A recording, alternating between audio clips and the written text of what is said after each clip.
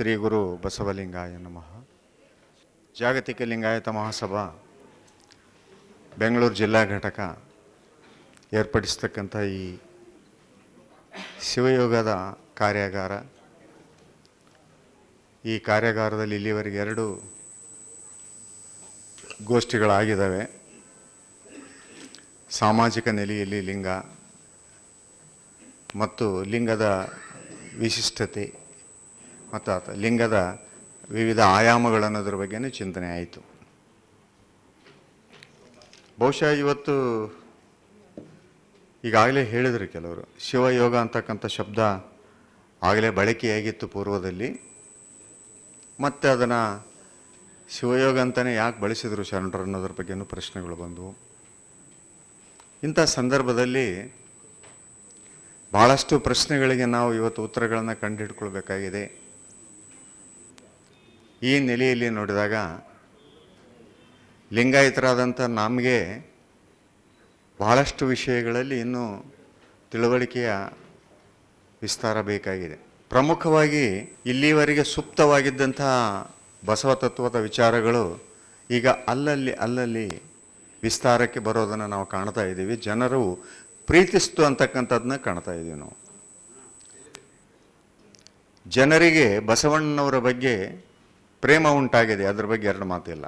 ಅದೇನು ಕಾಲದ ನಿಯಮವೋ ಅಥವಾ ಏನೋ ಗೊತ್ತಿಲ್ಲ, ಎಲ್ಲಿ ಹೊಡೆದ್ರು ಬಸವಣ್ಣನ ಹೆಸರು ಹೇಳಿದ್ರು ಯಾರೂ ವಿರೋಧ ಮಾಡುವಷ್ಟು ಶಕ್ತಿಯನ್ನು ಹೊಂದಿಲ್ಲ. ಆದರೆ ಒಂದು ನಿನ್ನೆ 31ನೇ ಮಾರ್ಚ್ನಂದು ಜನವರಿಯಂದು ಶಿವಮೊಗ್ಗದಲ್ಲಿ ಒಂದು ಗೌರಿ ಹಳ್ಳ ಅಂತೇಳಿ ಒಂದು ಹಳ್ಳಿಯಲ್ಲಿ ಕಾರ್ಯಕ್ರಮ ಮುಗಿಸ್ಕೊಂಡು ನಾನು ಈ ಕಡೆ ಬಂದೆ. ಆ ಕಾರ್ಯಕ್ರಮದಲ್ಲಿ ಒಂದು ಪ್ರಶ್ನೆ ಬಂತಲ್ಲಿ, ಉದ್ಧರಣ ಸಾಹಿತ್ಯದ ಬಗ್ಗೆ. ಅಲ್ಲಲ್ಲಿ ಉದ್ಧರಣ ಸಾಹಿತ್ಯಗಳು ಸಿಗ್ತಾ ಇದ್ದಾವೆ ಈಗ. ಬಹುಶಃ ನನಗೆ ವೀರಭದ್ರಯ್ಯನವರು ಒಂದು ಉದ್ಧರಣ ಸಾಹಿತ್ಯದ ಒಂದು ಪ್ರತಿಯನ್ನು ಹಾಕಿದ್ರು. ಏನು ಉದ್ಧರಣ ಸಾಹಿತ್ಯ ಅಂತಂದರೆ, ಯಾರು ಹಿಂದಿನ ಪೂರ್ವಜರು ಯಾರು ಶರಣರ ವಚನಗಳನ್ನು ಆಧರಿಸಿ ತಮ್ಮನ್ನು ಸಾಧನೆಗೆ ಒಡ್ಡಿಕೊಂಡು ಆ ಸಾಧನೆಯಲ್ಲಿ ತಮಗೆ ಬಂದಂಥ ವಿಚಾರಗಳನ್ನು ಕೆಲವು ಅಕ್ಷರ ರೂಪದಲ್ಲಿ, ಕೆಲವು ಸಂಜ್ಞೆಯ ರೂಪದಲ್ಲಿ ಬಳಸಿದ್ದಾರೆ.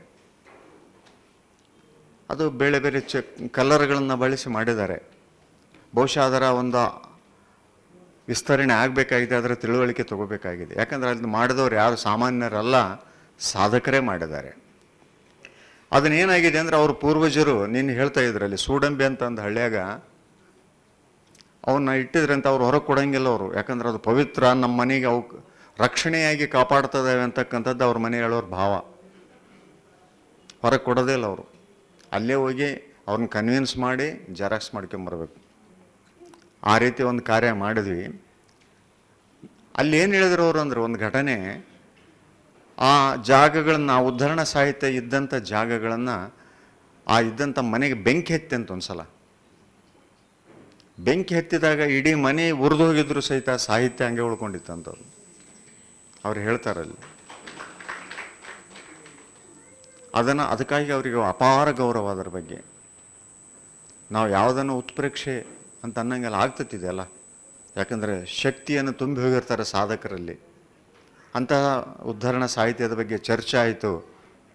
ಒಬ್ಬರು ಪ್ರಶ್ನೆ ಕೇಳಿದರು, ನಮ್ಮ ಉಳಿಗೆ ಚನ್ನಬಸವ ಸ್ವಾಮಿಗಳು, ಯಾಕೆ ಇಲ್ಲಿವರೆಗೆ ಉದ್ಧರಣ ಸಾಹಿತ್ಯದ ಬಗ್ಗೆ ಚಿಂತನೆಯೇ ಆಗಿಲ್ಲ ಅಂತೇಳಿ.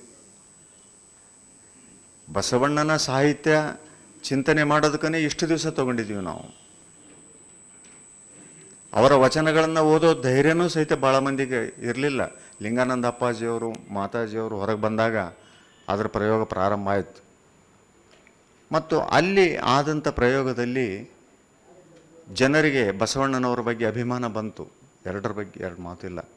ಸಂಘಟನೆ ಗಟ್ಟಿಯಾದವು, ಅಭಿಪ್ರಾಯಗಳು ಬಸವಣ್ಣವ್ರ ಬಗ್ಗೆ ಒಳ್ಳೆಯ ಅಭಿಪ್ರಾಯ ಬಂದು. ಆದರೆ ಆ ಬಸವ ಸಿದ್ಧಾಂತವನ್ನು ಕೇವಲ ಸಾಮಾಜಿಕ ನೆಲೆಯಲ್ಲಿ ಪ್ರತಿಪಾದನೆ ಮಾಡ್ತಕ್ಕಂತಹ ವ್ಯವಸ್ಥೆ ಜಾಸ್ತಿ ಆಯಿತು. ಈ ಸಿದ್ಧಾಂತ ಕೇವಲ ಸಾಮಾಜಿಕ ಅಸಮಾನತೆಗೆ ಬಸವಣ್ಣನವರು ಕೊಟ್ಟಂಥ ಸಿದ್ಧಾಂತ ಅನ್ನುವಷ್ಟು ಪ್ರಚಾರ ಆಯಿತು.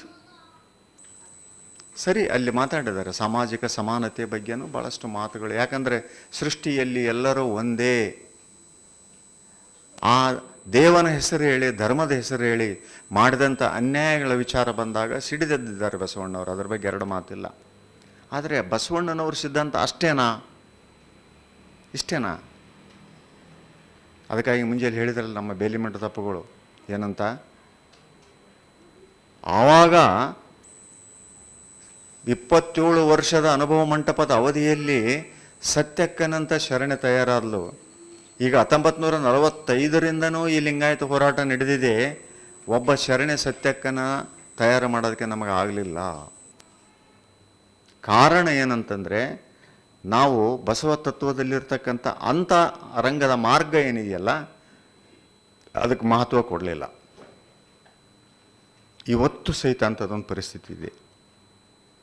ಇವತ್ತು ಭಾಳಷ್ಟು ಜನ ಪುಸ್ತಕ ಬರೆದವರು, ಲಿಂಗಾಯತದ ಬಗ್ಗೆ ಪುಸ್ತಕ ಬರೆದವರು, ಸಾಹಿತ್ಯ ರಚನೆ ಮಾಡಿದವರು, ಭಾಳಷ್ಟು ಜನರು ಲಿಂಗ ಧರಿಸಿದವರು ಅಲ್ಲ. ಗೊತ್ತಿರ್ಬೇಕು ನಮ್ಗೆ. ಸಾಮಾಜಿಕ ನೆಲೆಯಲ್ಲಿ ಅದನ್ನು ಬರೆಯಿರಿ, ತಪ್ಪೇನಿಲ್ಲ ಅವರು. ಯಾಕಂದರೆ ಬಸವಣ್ಣನ ಬಗ್ಗೆ ಪ್ರೇಮ ಇದೆ, ಅವರಿಗೆ ಆ ಹಕ್ಕು ಇದೆ. ಆದರೆ ಲಿಂಗದ ಬಗ್ಗೆ ವ್ಯಾಖ್ಯಾನ ಮಾಡೋದಕ್ಕೆ ಹೋದರೆ ತಪ್ಪಾಗತ್ತಲ್ಲ.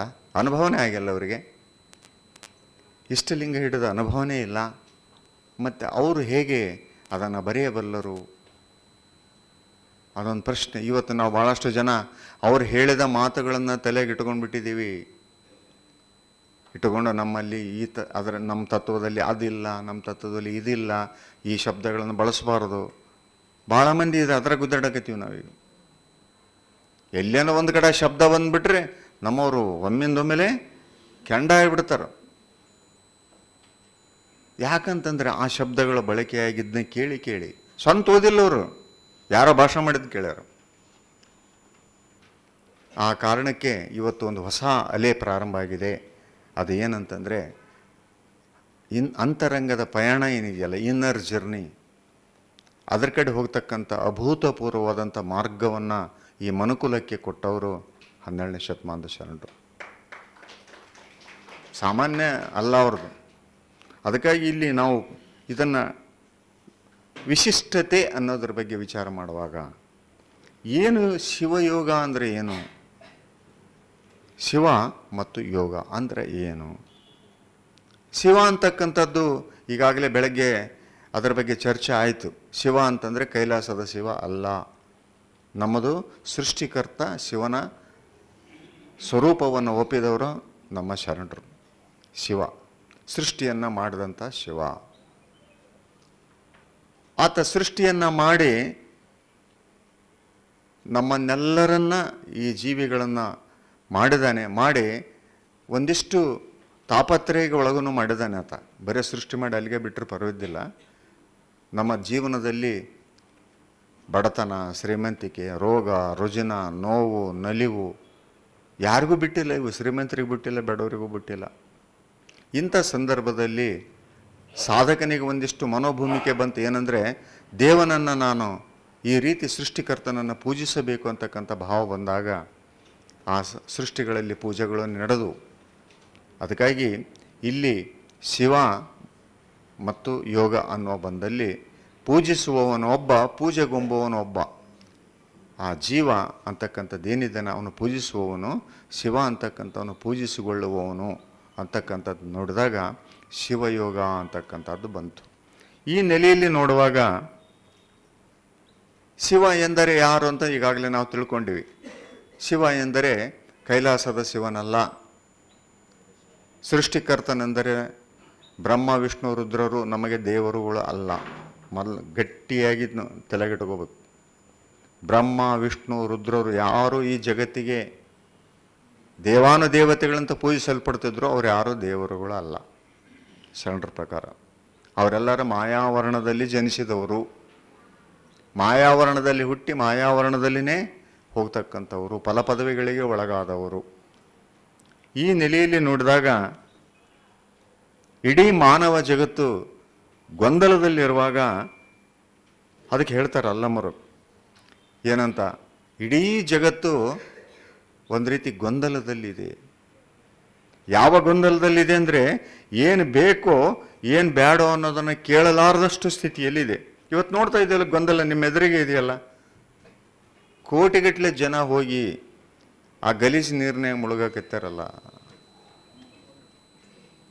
ಒಬ್ಬ ನಿನ್ನೆ ಪತ್ರಿಕಾಕರ್ತ ಹೇಳ್ತಾ ಇದ್ದ, ನನ್ನ ಜನ್ಮದಲ್ಲಿ ಇನ್ನೊಮ್ಮೆ ಹೋಗೋದಲ್ಲ ಅಲ್ಲಿಗೆ ಅಂತ. ನನ್ನ ಜನ್ಮದಲ್ಲಿ ಇನ್ನೊಮ್ಮೆ ಅಂಥ ಜಾಗಗಳಿಗೆ ಹೋಗೋದೇ ಇಲ್ಲ ನಾನು ಅಂತ. ಯಾಕೆ ಇದಂದರೆ ನಮ್ಮ ಮನೋಸ್ಥಿತಿಯನ್ನು ನಾವು ಬೇರೆಯವ್ರಿಗೆ ಒತ್ತಿಟ್ಬಿಟ್ಟಿದ್ದೀವಿ.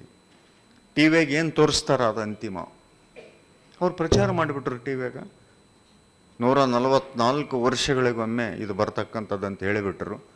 1976ರಲ್ಲಿ ಹಿಂಗೆ ಹೇಳಿದ್ರು 144 ವರ್ಷ ಅಂತ. 76ರಾಗ ಆಗಿತ್ತಿದ್ದು. ಅವಾಗನು ಹೇಳಿದ್ರು 144 ವರ್ಷಗಳಿಂದ ಆಗಿದ್ದಂತ. 76ರಿಂದ 2025 144 ಆಗ್ತಾನೆ ನೋಡ್ರಿ ನೀವು. ನಾವು ನಂಬಿದ್ವಿ. ನಮ್ಮ ಜನರಿಗೆ ಬುದ್ಧಿ ಏನಾಗಿದೆ ಅಂದರೆ ಹೇಳಷ್ಟು ಕೇಳಿದಷ್ಟು ನಮಗೆ ಅದು ಇದೇ ಇಲ್ಲ. ಹೇಳ್ತಾರೆ ಶರಣರು, ಸುತ್ತಿ ಸುತ್ತಿ ಬಂದಡಿಲ್ಲ ಲಕ್ಷ ಗಂಗೆಯ ಮಿಂದಡಿಲ್ಲ, ಮೇರು ಗಿರಿಯ ತುತ್ತ ತುದಿಯ ನೇರಿ ಕೂಗಿದಡಿಲ್ಲ, ನಿತ್ಯಕ್ಕೆ ಮನವ ನಂದೆಂದಿಗೆ ಹರಿಯಲಿ ಇದಿದೆ, ಚಿತ್ತದಲ್ಲಿ ಧರಿಸಬಲ್ಲಡೆ ಬಚ್ಚ ಬರಿಯ ಬೆಳಗು ಗುಹೇಶ್ವರ. ಎಲ್ಲಿಗೆ ಯಾಕೆ ಹೋಗ್ತೀರಿ ಅಂತ ಕೇಳ್ತಾರೆ ಅವರು. ಹೋದಲ್ಲೆಲ್ಲ ನೀವೇನಾದ್ರೂ ಹಂಗೆ ತೊಳ್ಕೊಳಂಗಿದ್ರೆ ಮೀಪರೆ ಪೋಪರೆ ಪಾಪವೇನು ಕೆಸರೇ, ಏನು ಕೆಸರು ಅಂತ ತೊಳ್ಕೊಂಬರಕ್ಕದು ಹೋಗಿ. ಸರ್ವಜ್ಞ ಹೇಳ್ತಾನೆ ಅದನ್ನು. ಎಲ್ಲಿ ಹೋಗಿ ಮೀದು ಕಳ್ಕೊಂಬರ್ತಂದ್ರೆ ಅದನ್ನ ಕೆಸರು ಏನದು ಹೋಗೋದಿಲ್ಲ ಅದು ಅಂತಾರೆ. ಅದಕ್ಕೆ ಅದನ್ನು ಆ ಕೆಸರನ್ನು ತೊಳ್ಕೊಳ್ಳುವ ಮಾರ್ಗವನ್ನು ಶರಣರು ಕೊಡ್ತಾರೆ ಇಲ್ಲಿ. ಯಾವ ರೀತಿ ತೊಳ್ಕೊಬೇಕು, ನೀನು ತೊಳ್ಕೋಬೇಕಾದ್ರೆ ಮುಕ್ತ ಆಗಬೇಕಾದ್ರೆ ಹೆಂಗಾಗಬೇಕಂತಕ್ಕಂಥ ಮಾರ್ಗ ಅಂತಕ್ಕಂಥದ್ದು ಏನಿದೆಯಲ್ಲ ಅದು ನಮ್ಮ ಶಿವಯೋಗ. ಈ ರೀತಿ ನೋಡುವಾಗ ಶಿವಯೋಗದ ಬಗ್ಗೆ ನಾವು ಅರ್ಥ ಮಾಡಿಕೊಳ್ಳುವಾಗ ನಮಗೆ ಪ್ರಮುಖವಾಗಿ ಬೇಕಾಗಿದ್ದೇನಂತ ಹೇಳಿದರೆ, ಬಸವಣ್ಣನವರು ಬರೋದಕ್ಕಿಂತ ಪೂರ್ವದಲ್ಲಿ ಬಹಳಷ್ಟು ಧರ್ಮಗಳಿದ್ದು, ಭಾರತದ ಧರ್ಮಗಳಿದ್ದು. ಭಾರತದ ಧರ್ಮಗಳಲ್ಲದೆ ಪಾಶ್ಚಿಮಾತ್ಯ ಇಸ್ಲಾಂ ಧರ್ಮ ಬಂದಿತ್ತು. ಅಷ್ಟೊತ್ತಿಗಾಗಲೇ ಕ್ರಿಶ್ಚಿಯಾನಿಟಿ ಬಂದಿತ್ತು. ಅಷ್ಟೊತ್ತಿಗಾಗಲೇ ಬುದ್ಧ ಬಂದಿದ್ದ, ಮಹಾವೀರ ಇದ್ದ. ಅದಾದ ನಂತರ ಅವ್ರನ್ನ ಮುಚ್ಚಾಕಕ್ಕೆ ವೇದಗಳ ನಿರ್ಮಾಣ ಆಗಿದ್ದು, ಮನುಸ್ಮೃತಿ ನಿರ್ಮಾಣ ಆಗಿತ್ತು. ಇಷ್ಟೆಲ್ಲರ ಮಧ್ಯೆ ಒಂದು ಹೊಸ ಅಲೆಯನ್ನು ನಿರ್ಮಾಣ ಮಾಡಿದ, ಹೊಸ ಧರ್ಮವನ್ನು ಕೊಟ್ಟ ಬಸವಣ್ಣ. ಯಾಕೆ ಅಂತ ವಿಚಾರ ಮಾಡಬೇಕಾಗಿದೆ ಮೊದಲು ನಾವು. 3500 BC ಅದರ ಅವಧಿಯಲ್ಲಿ ಬುದ್ಧ ಧರ್ಮ ಬಂತು. ಇದಕ್ಕೆ ನೇಪಾಳ್ ಲುಂಬಿನಿ ಅಂತಕ್ಕಂಥದ್ರಲ್ಲಿ ಬುದ್ಧ ಧರ್ಮ ಹುಟ್ಟಿತು. ಅದಾದ ನಂತರ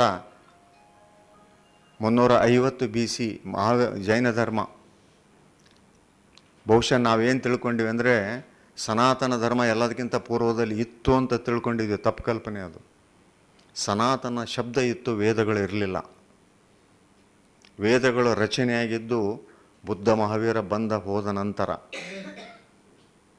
ಅದನ್ನು ಒಬ್ಬ ಭೃಗು ಮಹರ್ಷಿ ಅಂತಕ್ಕಂಥ ವ್ಯಕ್ತಿಲಿಂದ ರಚನೆ ಮಾಡಿಸಿದ್ರು ಅಂತಕ್ಕಂಥದ್ದನ್ನ ಅಂಬೇಡ್ಕರ್ ಹೇಳ್ತಾರೆ ಒಂದು ಕಡೆ. ಇದಾದ ನಂತರ ಯಾಕಂದರೆ ಬುದ್ಧನನ್ನು ಕಡಿಮೆ ಮಾಡಬೇಕಾಗಿತ್ತು. ಈ ಬಂದ ನಂತರ ವೇದಗಳ ರಚಿಸಲ್ಪಟ್ಟು ವೇದಗಳನ್ನ ಹಿಡ್ಕೊಂಡು ಮುಂದೆ ಆಗಮಗಳು ಬಂದು, ಉಪನಿಷತ್ತುಗಳು ಬಂದು. ಇವೆಲ್ಲವೂ ಪುಷ್ಯ ಮಿತ್ರ ಶೃಂಗ ಅಂತಕ್ಕಂಥ ಒಬ್ಬ ಶೃಂಗ ವಂಶದ ಮಹಾರಾಜ ಮೌರ್ಯರನ್ನು ಹತ್ತಿಕ್ಕಿ ಮೌರ್ಯ ವಂಶವನ್ನು ವಶಪಡಿಸಿಕೊಂಡು ತಾನು ಆ ಶೃಂಗ ಒಂದು ರಾಜ್ಯವನ್ನು ಕಟ್ಟಿ ಇದನ್ನು ಮಾಡಿದ ಅಂತಕ್ಕಂಥದ್ದು ಇತಿಹಾಸದಲ್ಲಿ ಬರುತ್ತೆ. ಇದನ್ನು ನೆನಪಿಡ್ಬೇಕು. ನಮ್ಗೆ ಇತಿಹಾಸ ನಮಗೆ ಗೊತ್ತಿರಬೇಕಿತ್ತು ಸ್ವಲ್ಪ. ಆವಾಗ ಬಂದಂಥವು ಇವೆಲ್ಲ. ಮತ್ತು ವೇದಗಳಾದರೂ ಏನು ಹೇಳಿದವು? ವೇದಗಳಾದರೂ ಬಸವಣ್ಣವರು ವೇದಗಳನ್ನು ಸಂಪೂರ್ಣವಾಗಿ ಅಲ್ಲಗಳೆದಾರ ಅಂತ ತಿಳ್ಕೊಬಾರ್ದು ನಾವು. ವೇದಗಳನ್ನು ಸಂಪೂರ್ಣ ಅಲ್ಲ. ಕೆಲವು ವಿಷಯಗಳಲ್ಲಿ ವೇದಗಳ ಬಗ್ಗೆ ಹೇಳಿ ಅದರ ವಿಫಲತೆಯನ್ನು ಹೇಳ್ತಾರೆ ಅವರು. ಎಲ್ಲಿ ನಿಂತುಕೊಂಡಿತು ವೇದ ಅಂತ ಹೇಳ್ತಾರೆ. ಇಬ್ಬರು ದೇವರೆಂದು ಉಬ್ಬಿಬ್ಬಿ ನುಡಿಯಬೇಡ, ಒಬ್ಬನೇ ದೇವರು ಕಾಣಿರು, ಕೂಡಲ ಸಂಗನಲ್ಲದೆ ಇಲ್ಲವೆಂದಿತ್ತು ವೇದ. ಅವರೇ ಹೇಳ್ತಾರೆ, ಬಸವಣ್ಣವ್ರು ಹೇಳ್ತಾರೆ ಅದನ್ನು. ಒಬ್ಬನೇ ದೇವರು, ಒಬ್ಬನೇ ದೇವರು. ವೇದನ ಅದನ್ನೇ ಹೇಳುತ್ತಪ್ಪ ಅಂತಾರೆ ಅವರು. 4 ವೇದಗಳು ಅವರ ಸೂತ್ರ ವಾಕ್ಯಗಳು ಹೆಂಗದವಂದರೆ, ಒಬ್ಬನೇ ದೇವ ಇದ್ದಾನೆ, ಅಯಮಾತ್ಮ ಬ್ರಹ್ಮ, ಪ್ರಜ್ಞಾನಂ ಬ್ರಹ್ಮ, ಅಹಂ ಬ್ರಹ್ಮಾಸ್ಮಿ, ತತ್ವಮಸಿ. 4 ಏನು ತೋರಿಸ್ತಾವಂತೇಳಿದ್ರೆ ದೇವರು ಒಬ್ಬನೇ ಇದ್ದಾನೆ. ಒಬ್ಬನೇ ಇದ್ದಂಥ ದೇವರನ್ನ ಹಲವಾರು ದೇವರನ್ನಾಗಿ ಮಾಡಿದ್ದು ಯಾವಾಗ ಹಾಗಾದರೆ? ಇವತ್ತು ಮೂರ್ತಿ ಪೂಜೆ ಯಾವ ಹಂತದಲ್ಲಿ ಬಂತು ಅಂತ ವಿಶ್ಲೇಷಣೆ ಮಾಡ್ಕೊಳ್ಳೋಕೆ ಹೋದಾಗ, ಮೊನ್ನೆ ನಾನು ಭಾಳ ಮಂದಿ ಕಳಿಸಿದ್ದೆ. ಸುಧಾಕರ್ ಶರ್ಮಾ ಅವರು, ವೇದ ಪಂಡಿತರು, ಅವರು ಬೆಂಗಳೂರಲ್ಲಿ ಇರ್ತಾರೆ. ಅವರೇ ಹೇಳ್ತಾರೆ, ವೇದಗಳಲ್ಲಿ ಎಲ್ಲಿಯೂ ಸಹಿತ ಮೂರ್ತಿ ಪೂಜೆ ಇಲ್ಲ. ನೀವು ಭಾಳಷ್ಟು ಮಂದಿ ಆ ವಿಡಿಯೋ ಕಳಿಸಿದೆ ನಾನು. ಅಪರ್ಣ ಇಂಟರ್ವ್ಯೂ ಮಾಡಿದಾಳೆ ಅವ್ರನ್ನ. ಎಲ್ಲಿಯೂ ಇಲ್ಲ, ಮಧ್ಯ ತಂದು ಸೇರಿಸಿದ್ರಿಂದ ಅಂತ ಹೇಳ್ತಾರೆ ಅವರು. ಮತ್ತು ಕೊನೆಗೆ ಇನ್ನೊಮ್ಮೆ ಸಕಲಮಾ ಅಂತೇಳಿ ಒಬ್ಬ ಶ್ರೀವಿದ್ಯಾ ಅಂತ ಕಲಿಸ್ತಾಳೆ ಶಿವಮೊಗ್ಗದಾಗ. ನೀವು ಕೇಳಿರೇನು ಯಾರಾದರೂ? ಯೂಟ್ಯೂಬ್ನಾಗ ನೋಡಿರ್ಬೇಕು. ಸಕಲಮಾ ಅಂತೇಳಿ ಶಂಕರರ ಅನುಯಾಯಿ ಅವರು. ಶ್ರೀವಿದ್ಯೆ ಅಂತೇಳಿ ಅದನ್ನು ಕಲಿಸ್ತಾ ಇದ್ದಾರೆ ಅವರು. ಶಂಕರರ ಶ್ರೀ ವಿಜಯ ಗ್ರಂಥದಲ್ಲಿ ಬಂದಂಥ ಅಂಶಗಳನ್ನು ಶ್ರೀವಿದ್ಯಾ ಅಂತೇಳಿ ಮಾಡಿ ಅದನ್ನು ಜನರಿಗೆ ತಿಳಿಸ್ತಾ ಇದ್ದಾರೆ. ಅದೊಂದು ಟೆಕ್ನಿಕ್ ಅಂತೇಳಿ. ಅದರಲ್ಲಿ ಆಯಮ್ಮ ಹೇಳಿದ್ಲು ಮೊನ್ನೆ ಒಂದು ಕಡೆ, ಶಂಕರರು ಸಹಿತ ಅದ್ವೈತ ಸಿದ್ಧಾಂತವನ್ನು ಪ್ರತಿಪಾದನೆ ಮಾಡಿದರು. ಕೊನೆಗೆ ಒಂದು ಕಡೆ ಬರ್ಕೊತಾರೆ ತಮ್ಮ ಶ್ರೀ ವಿಜಯ ಪುಸ್ತಕದಲ್ಲಿ, ಅಖಂಡವಾಗಿದ್ದ ನಿನ್ನನ್ನು ಖಂಡಿತ ರೂಪದಲ್ಲಿ ಮೂರ್ತಿಯಾಗಿ ಮಾಡಿ ಪೂಜಿಸಿ ಹೇಳಿದದಕ್ಕಾಗಿ ನನ್ನನ್ನು ಕ್ಷಮಿಸು ನೀನು ಅಂತ ಹೇಳ್ತಾರೆ. ಶಂಕರರೇ ಹೇಳ್ತಾರೆ ಈ ಮಾತನ್ನು. ನೀನು ಅಖಂಡ ಇದೆಯಾ, ನಿನ್ನ ಮೂರ್ತಿ ಮಾಡಿ ಪೂಜಿಸಂತ ಹೇಳಿದೆ ನಾನು ಸಮುದಾಯಕ್ಕೆ, ಅದಕ್ಕಾಗಿ ನನ್ನನ್ನು ಕ್ಷಮಿಸು ಅಂತ ಹೇಳ್ತಾರೆ. ಜಗತ್ತಿನ ಯಾವುದೇ ದರ್ಶನಗಳ ತಗೊಳ್ರಿ, ಯಾವ ಸಹಿತ ಅಖಂಡ ದೇವನನ್ನು ಒಂದು ಮೂರ್ತ ರೂಪಕ್ಕೆ ತಂದು ಆ ಒಂದು ಲಿಮಿಟೇಷನ್ಗೆ ತರ್ತಕ್ಕಂಥ ವ್ಯವಸ್ಥೆ ಎಲ್ಲಿಯೂ ಇಲ್ಲ. ಇದನ್ನು ನಾವು ನೆನಪಿಡಬೇಕು. ಬಟ್ ಅದು ಬಲವಂತವಾಗಿ ಈ ನಾಡಿನಲ್ಲಿ ಪ್ರಚಲಿತವಾಗಿಬಿಟ್ಟಿದೆ. ನಮ್ಮ ಜನರು ಅದನ್ನು ಬಿಟ್ಟು ಹೊರಗೆ ಬರೋದಕ್ಕೆ ಸಾಧ್ಯನೇ ಇಲ್ಲ. ಯಾಕಂದರೆ ದೇವರ ಕಲ್ಪನೆ ಸರಿಯಾಗಿಲ್ಲಲ್ಲ. ದೇವರೇ ಅಂದರೆ ಹೇಗಿದ್ದಾನೆ, ದೇವರಂದ ಕೂಡಲೇ ನೆನಪಾಗಿಬಿಡ್ತಕ್ಕಂಥ ತಿರುಪತಿ ತಿಮ್ಮಪ್ಪನವ್ರಿಗೆ ಆರಾಧಕರಿಗೆ ತಿಮ್ಮಪ್ಪ ನೆನಪಾಗ್ತಾನೆ, ಶ್ರೀಶೈಲಕ್ಕೂ ನಡ್ಕೊಳ್ಳೋರಿಗೆ ಮಲ್ಲಿಕಾರ್ಜುನ ನೆನಪಾಗ್ತಾನೆ. ಇದು ಒಂಥರ ಕಲ್ಪನೆ ಬರಕತ್ತೈತೆ. ಅದು ನಿಜವಾಗಿ ದೇವ ಸ್ವರೂಪ ಹೇಗಿದೆ ಅದನ್ನು ಹೇಳಿದವರು ನಮ್ಮ ಶರಣರು. ಇಡೀ ಮನುಕುಲಕ್ಕೆ ಸತ್ಯವನ್ನು ಇಷ್ಟು ಬಿಚ್ಚಾಗಿ ಹೇಳಿದವರು ಯಾರಾದಿದ್ರೆ 12ನೇ ಶತಮಾನ ಶರಣರು. ಅಕ್ಕರು ಒಂದು ಪ್ರಶ್ನೆ ಕೇಳಿದರು, ಲಿಂಗ ಅನ್ನೋದು ಮೊದಲಿಂದ ಇತ್ತು, ಮತ್ತೆ ಅದನ್ನೇ ಯಾಕೆ ಬಳಸಬೇಕಾಗಿತ್ತು ಅಂತ. ನಾನು ಹೇಳಿದ್ನಲ್ಲ, ಅದಕ್ಕೆ ಲಿಂಗ ಅಂದರೆ ಸೃಷ್ಟಿಯ ರಚನೆಯಲ್ಲಿ ಆ ಪರವಸ್ತು ಏನಾಗಿತ್ತು, ಈ ಸೃಷ್ಟಿ ಮಾಡೋದಕ್ಕಿಂತ ಮುಂಚೆ ಒಬ್ಬನೇ ಇದ್ದ. ವಚನಗಳಲ್ಲಿ ಬರುತ್ತೆ, ನೀವು ಓದಿದ್ರಿ, ಏನು ಏನು ಏನು ಇಲ್ಲದೆಂದು ನೀನಿದ್ದೆಯಲ್ಲ ಇಲ್ಲದಂತೆ ಅಂತ. ಏನು ಸುಮ್ಮನೆ ಇದ್ದ ಒಬ್ಬತ ಸ್ವಯಂಭೂ, ಆತನಿಗೆ ರಚನೆ ಮಾಡಬೇಕಂತಕ್ಕಂಥ ಒಂದು ನೆನಹು ಬಂತು. ಆ ನೆನಹಿನ ಮೂಲಕ ಒಂದಿಷ್ಟು ತನ್ನ ಶಕ್ತಿಯನ್ನು ಹೊರಹಾಕಿದ. ಆ ಶಕ್ತಿಯನ್ನು ಹೊರಹಾಕಿದ ಕಾರಣವಾಗಿ ರಚನೆ ಪ್ರಾರಂಭ ಆಯಿತು. ರಚನೆ ಹೆಂಗಾಯಿತು ಅಂತೇಳಿ ಭಾಳ ಸ್ಪಷ್ಟವಾಗಿ ಹೇಳ್ತಾರಲ್ಲಿ. ಆ ರಚನೆಯಲ್ಲಿ ಹೊರಹೊಮ್ಮಿದಂಥ ಶಕ್ತಿ ಏನಿದೆಯಲ್ಲ, ಅದಕ್ಕೆ ಲಿಂಗ ಅಂತ ಕರೀತಾರೆ. ಶಕ್ತಿಯ ಪ್ರವಾಹ, ಅದು ಕಾಣದಲ್ಲ ನಮಗದು, ಕಾಣಲಾರದಂಥ ಶಕ್ತಿಯ ಪ್ರವಾಹ ಅದು. ಲಿ ಅಂದರೆ ಶೂನ್ಯ, ಲಿಕಾರವೇ ಶೂನ್ಯ, ಬಿಂದುವೇ ಲೀಲೆ, ಗಕಾರವೇ ಚಿತ್ತು, ಇದಕ್ಕೆ ಲಿಂಗ ಅಂತ ಕರೀತಾರೆ. ಈ ರೀತಿ ರಚನೆ ಮಾಡ್ತಕ್ಕಂಥ ಸಂದರ್ಭದಲ್ಲಿ ಆತ ಏನು ಮಾಡಿದೆ ಮೊದಲಂದರೆ, ನಮ್ಮ ಸಂಗಮೇಶ್ವರದಪ್ಪಣ್ಣವ್ರ ವಚನ ನಾನು ಮತ್ತೆ ನೆನಪು ಮಾಡ್ಕೊಳ್ಬೇಕು. ಇಡೀ ವೆರಿ ಬೇಸ್ ವಚನ ಅದು. ಒಂದ್ಸಲ ಬಂದಾಗ ಅದು ನಾವು ನೆನಪು ಮಾಡ್ಕೊಂಡ್ವಿ. ಪರಮಾತ್ಮ, ಅಂತರಾತ್ಮ, ಜೀವಾತ್ಮ ಅನ್ನೋದ್ರ ಬಗ್ಗೆ. ಇದ್ರ ಬಗ್ಗೆ ಭಾಳಷ್ಟು ತಪ್ಪು ಕಲ್ಪನೆಗಳಿದಾವೆ ನಮಗೆ. ಪರಮಾತ್ಮ ಅಂದರೆ ಯಾರು, ಹೇಗಿದ್ದಾನೆ? ಪರಮಾತ್ಮ ಅಂದರೆ ಹೇಳ್ತಾರವರು, ಪರಶಿವನ ಚಿತ್ಕಲೆ ಜಗತ್ತಿನ ಶಿರೋಮಧ್ಯಕ್ಕೆ ಬಿಂಬಿಸಿ ಪರಮಾತ್ಮ ಎನಿಸಿತ್ತು. ಪರಮಾತ್ಮನ ವ್ಯಾಖ್ಯಾನ ಇದು. ಬಿಂಬಿಸಿ ಅಂದರೆ ನೆನ್ಪಿಟ್ಟುಕೊಳ್ರಿ ಶಬ್ದನ. ಬಿಂಬಿಸಿ ಕನ್ನಡ ಮುಂದೆ ನಿಂತ್ಕೊಂಡು ಹೋದಾಗ ನಮ್ಮ ಬಿಂಬ ಕಾಣುತ್ತಲ್ಲ, ಆ ರೀತಿ ಆತ ಬಿಂಬಿಸಿದ ಅಷ್ಟೇ, ತಾನೇ ಬಂದು ನಿಂದಿರಲಿಲ್ಲ ಅಲ್ಲಿ.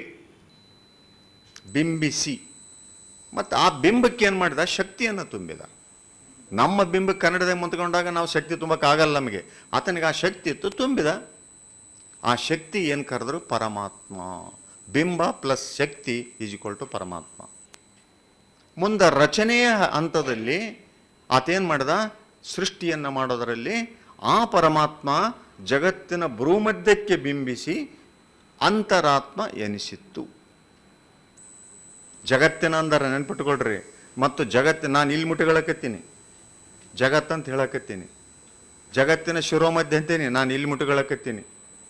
ಯಾಕೆ ಗೊತ್ತ್ರಿ, ನಮ್ಮೆಲ್ಲರ ಪಾಯಿಂಟ್ ಕನೆಕ್ಟಿವಿಟಿ ಅದರ ಜೊತೆಗೆ ಐತಿ. ನೆನ್ಪಿಟ್ಕೋಬೇಕು ನಾವು ಸೃಷ್ಟಿಯಿಂದ ಭಿನ್ನ ಇಲ್ಲ. ನನ್ನ ಭ್ರೂಮಧ್ಯ ಜಗತ್ತಿನ ಭ್ರೂಮಧ್ಯ, ನನ್ನ ಶಿರೋಮಧ್ಯ ಜಗತ್ತಿನ ಶಿರೋಮಧ್ಯ. ಮತ್ತು ಮುಂದೆ ಆ ಅಂತರಾತ್ಮ ಜಗತ್ತಿನ ಹೃದಯ ಮಧ್ಯಕ್ಕೆ ಬಿಂಬಿಸಿ ಜೀವಾತ್ಮ ಎನಿಸಿತ್ತು. ಮೂರು: ಪರಮಾತ್ಮ, ಅಂತರಾತ್ಮ, ಜೀವಾತ್ಮ. ಜೀವಾತ್ಮನೇ ಘಟ, ಅಂತರಾತ್ಮನೇ ಪ್ರಾಣ, ಪರಮಾತ್ಮನೇ ಸರ್ವಸಾಕ್ಷಿಕ ಪರವಸ್ತು. ಈ ಬೇಸ್ ಇದು ನೆನಪಿಟ್ಟ ಸೃಷ್ಟಿಯ ಮೂಲ ರಚನೆ ಇದು. ಇಲ್ಲಿ ಪರಮಾತ್ಮ ಅಂತಕ್ಕಂಥದ್ದು, ಅಂತರಾತ್ಮ ಅಂತಕ್ಕಂಥ ಚೈತನ್ಯ ಸ್ವರೂಪಿಯಾಗಿ ಆತ ನಿಂತದಕ್ಕನೇ ನಮ್ಮ ಮೂಗಿನೊಳಗೆ ಗಾಳಿ ಹೋಗ್ತಾ ಇದೆ, ಬರ್ತಾ ಇದೆ, ಜೀವಂತದೀವಿ. ಆತ ಒಂದಿಷ್ಟು ಅಲ್ಲಿಂದ ಸ್ವಲ್ಪ ಹಿಂಗೆ ಎಳಕಂಡಾಗಿ ಕನೆಕ್ಷನ್ ಅಂತಂದರೆ ಮುಗೀತು. ಇಷ್ಟೇ ಇರೋದದು. ಮತ್ತೆ ಮುಂದೆ ಹೇಳ್ತಾರೆ ಅವ್ರು, ಇಷ್ಟು ರಚನೆ ಮಾಡಿದ್ನಲ್ಲ, ಇದು ಬರೀ ಮಾನವನಿಗೆ ಮಾತ್ರ ಅಲ್ಲ ರಚನೆ ಇದು. ಈ ಎಲ್ಲ ಜೀವಿಗಳಲ್ಲಿ ಈ ಮೂರು ಅಂಶಗಳು ಇದ್ದಾವೆ: ಜೀವಾತ್ಮ, ಅಂತರಾತ್ಮ, ಪರಮಾತ್ಮ. ಮತ್ತು ಇಷ್ಟೇ ಮಾಡಿ ಸುಮ್ಮನೆ ಇದ್ದರೆ ಏನು ಅನಿಸ್ತಿರ್ಲಿಲ್ಲ ಆತೇನು ಮಾಡಿದ, ತನ್ನನ್ನು ಮರೆಯಿಸ್ಕೊಳ್ಬೇಕಲ್ಲ. ಆತ ಹಿಂಗೇನಾದ್ರೂ ಬೈಲಿ ಸಿಕ್ಕಿದ್ರೆ ನಾವು ಸುಮ್ಬಿಡ್ತಿದ್ವಾ? ಬಿಡ್ತಿರ್ಲಿಲ್ಲ. ಆತೇನು ಮಾಡಿದ, ಜೀವಾಂತರಾದಿಗಳಿಗೆ ಪಂಚವಿಂಶತಿ ತತ್ವಗಳೆಂಬ ಪಾಶವಂ ತೊಡಿಸಿ ಅದನ್ನು ಪಶುವೆನಿಸಿ ತಾನು ಪಶುಪತಿಯಾದನು ತನ್ನ ವಿನೋದಂಗೈಯಲು. ಎರಡಕ್ಕೆ ಕೆಳಗೇನಿದೆಯಲ್ಲ, ಅಂತರಾತ್ಮಕ್ಕೂ ಮತ್ತು ಜೀವಾತ್ಮಕ್ಕೂ 25 ತತ್ವಗಳ ಗೋಡೆಯನ್ನು ಕಟ್ಟಿದ. ತನ್ನ ಕಟ್ಟಿಗಳಲ್ಲ, ಮತ್ತೆ ಆತ ಸರ್ವಸಾಕ್ಷಿಕನಾಗಿ ಎಲ್ಲವನ್ನು ನೋಡ್ತಾ ಇದ್ದ. ಇಲ್ಲಿ ನಡೀತಕ್ಕಂಥ ಎಲ್ಲ ಪ್ರಕ್ರಿಯೆಗಳನ್ನು ಸರ್ವಸಾಕ್ಷಿಯಾಗಿ ನೋಡ್ತಾ ಇದ್ದ. ಇದನ್ನು ಯಾಕೆ ಮಾಡಿದಂದರೆ ತನ್ನನ್ನು ಮರೆಯಿಸಿಕೊಳ್ಳಲು. ಬಸವ ಪ್ರಿಯ ಕೂಡಲ ಚನ್ನಸಂಗಯ್ಯನು ಈ ಪರಿಯಲ್ಲಿ ತನ್ನನ್ನು ಮರೆಯಿಸಿಕೊಂಡ ಈ ಜಗತ್ತಿಗೆ. ಸೃಷ್ಟಿಯ ಮೂಲ ಸ್ವರೂಪ ಹಿಂಗೈತೆ ನೋಡ್ರಿ. ಅರ್ಥ ಆಯ್ತಲ್ಲ ಈಗಿದು? ಎಲ್ಲಿ ಯಾರು ಏನು ಹೇಳಿದ್ರು ನಂಬಬೇಡ್ರಿ, ಶರಣರು ಹೇಳಿದ್ದು ಇದು ಸತ್ಯ. ಯಾರು ಹೇಳಿದ್ರು ನಂಬಡ್ರಿ. ಮತ್ತು ಆ ಸರ್ವಸಾಕ್ಷಿಕನಿಗೂ ನನಗೂ ಏನು ಸಂಬಂಧ ಅಂದರೆ, ನಾನು ಆತನ ಅಂತರಾತ್ಮದಿಂದ ಬಂದು ಅಂತರಾತ್ಮನೇ ಜೀವಾತ್ಮನಾಗಿ ಒಳಗೆ ನಿಂತ್ಕೊಂಡಿದೆ. ಹಾಗಾದರೆ ನನ್ನ ಹಿಡಿತ ಎಲ್ಲಿದೆ? ನನ್ನ ಸೂತ್ರ ಎಲ್ಲಿದೆ? ಆತನ ಜೊತೆಗೆ ಪ್ರತಿ ಕ್ಷಣ ಇದೆ. ನಾನು ಒಂದು ಸಣ್ಣ ಆಲೋಚನೆ ಮಾಡಿದರೂ ಸಹಿತ ಆತನಿಗೆ ಗೊತ್ತಾಗ್ತೈತೆ. ಅದು ಕೆಟ್ಟದ್ದು ಒಳ್ಳೆಯದು ಆಲೋಚನೆ ಮಾಡಿದರೆ ಇಮ್ಮಿಡಿಯೇಟ್ಲಿ ಅಲ್ಲಿ ರೆಕಾರ್ಡ್ ಆಗುತ್ತೆ. ನೆನ್ಪಿಟ್ಕೋಬೇಕಿದ್ದು. ಮತ್ತು ಇಷ್ಟು ಮಾಡಿದ ಮೇಲೆ ಮುಂದೆ ಹೇಳ್ತಾರವರು, ಸೃಷ್ಟಿಯನ್ನು ಮಾಡಿದಂಥ ಇದು ನನ್ನ ಸಂಬಂಧ ನೇರವಾಗಿ ಇದೇ ರೀತಿ ಎಲ್ಲ ಜೀವಿಗಳನ್ನು ರಚನೆ ಮಾಡಿದ. ಆದರೆ ಒಂದೇನು ಡಿಸ್ಕ್ರಿಮಿನೇಷನ್ ಮಾಡಿದ ಅಂದರೆ, ಎಲ್ಲ ಜೀವಿಗಳಿಗೆ ಸಂಪೂರ್ಣವಾಗಿ ಅವುಗಳು ತಮ್ಮ ಸ್ವರೂಪವನ್ನು ಅರಿಯತಕ್ಕಂಥ ಶಕ್ತಿಯನ್ನು ಆತ ಅಲ್ಲಿ ಇಡಲಿಲ್ಲ. ಎಲ್ಲ ಜೀವಿಗಳಿಗೆ ಅರಿವಂತಕ್ಕಂಥದ್ದು ಸಂಪೂರ್ಣ ಇಡಲಿಲ್ಲ.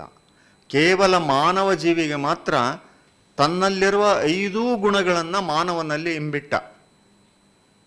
ಆತನ 5 ಗುಣಗಳು ಯಾವುವಂದರೆ, 5 ಶಕ್ತಿಗಳು ಒಳಗೇನಿಟ್ನಲ್ಲ: ಗುರು, ಲಿಂಗ, ಜಂಗಮ, ಪಾದೋದಕ, ಪ್ರಸಾದ. 5 ಮುಖಗಳು ಅಂತಾರೆ. ದೇವನಿಗಿರುವ 5 ಮುಖಗಳು. ಈ 5 ಮುಖಗಳನ್ನು ಹೊತ್ತು ನನ್ನೊಳಗೂ ನಿಂತುಕೊಂಡ, ಮಾನವನೊಳಗೂ ಮತ್ತು ಸೃಷ್ಟಿಯಲ್ಲಿನೂ ನಿಂತುಕೊಂಡ. ಇದು ದೇವನ ಇರುವಿಕೆಯ ನೆಲೆ ಇದು. ಆದರೆ ಗುರು ಅಂತಕ್ಕಂಥದ್ದೇನಿದೆಯಲ್ಲ ಅರಿವು, ಆ ಅರಿವು ಮನುಷ್ಯನಲ್ಲಿ ಸಂಪೂರ್ಣವಾಗಿ ವಿಸ್ತಾರ ಮಾಡಿದ. ಪ್ರಾಣಿಗಳಲ್ಲಿ ಇಲ್ಲ. ಪ್ರಾಣಿಗಳಲ್ಲಿ ಅಲ್ಲಿ ಉಣ್ಣೋದು, ತಿನ್ನೋದು, ಸಂತಾನೋತ್ಪತ್ತಿ, ಅದಾದಮೇಲೆ ಸಮಯ ಅವಧಿ ಆದಗಳು ಹೋಗ್ಬಿಡೋದು ಅಷ್ಟೇ ಓಕೆ. ಆದರೆ ಮನುಷ್ಯನಿಗೆ ಮಾತ್ರ ಸಂಪೂರ್ಣ ಅರಿವನ್ನು ಇಟ್ಟು, ಯಾಕೆ ಇಟ್ಟನ ಅಂದರೆ ಆತಂದು ಅದರಾಗೊಂದು ಸ್ವಾರ್ಥ ಐತಿ. ಮನುಷ್ಯನಾಗ ಯಾಕೆ ಇಟ್ಟನ ಅಂದರೆ ಈ ಮನುಷ್ಯ ಕಾಯದೊಳಗೆ ಬಂದು ಸೃಷ್ಟಿಯೊಳಗೆ ತಾನು ರಚನೆ ಮಾಡಿದ ಸೃಷ್ಟಿಯ ಈ ಫಲಗಳನ್ನು ಉಣ್ಣೋದಕ್ಕೆ ಬಂದಿದ್ದಾನೆ. ಆತ ಉಣ್ಣೋದಕ್ಕೆ ಬಂದಿದ್ದಾನೆ.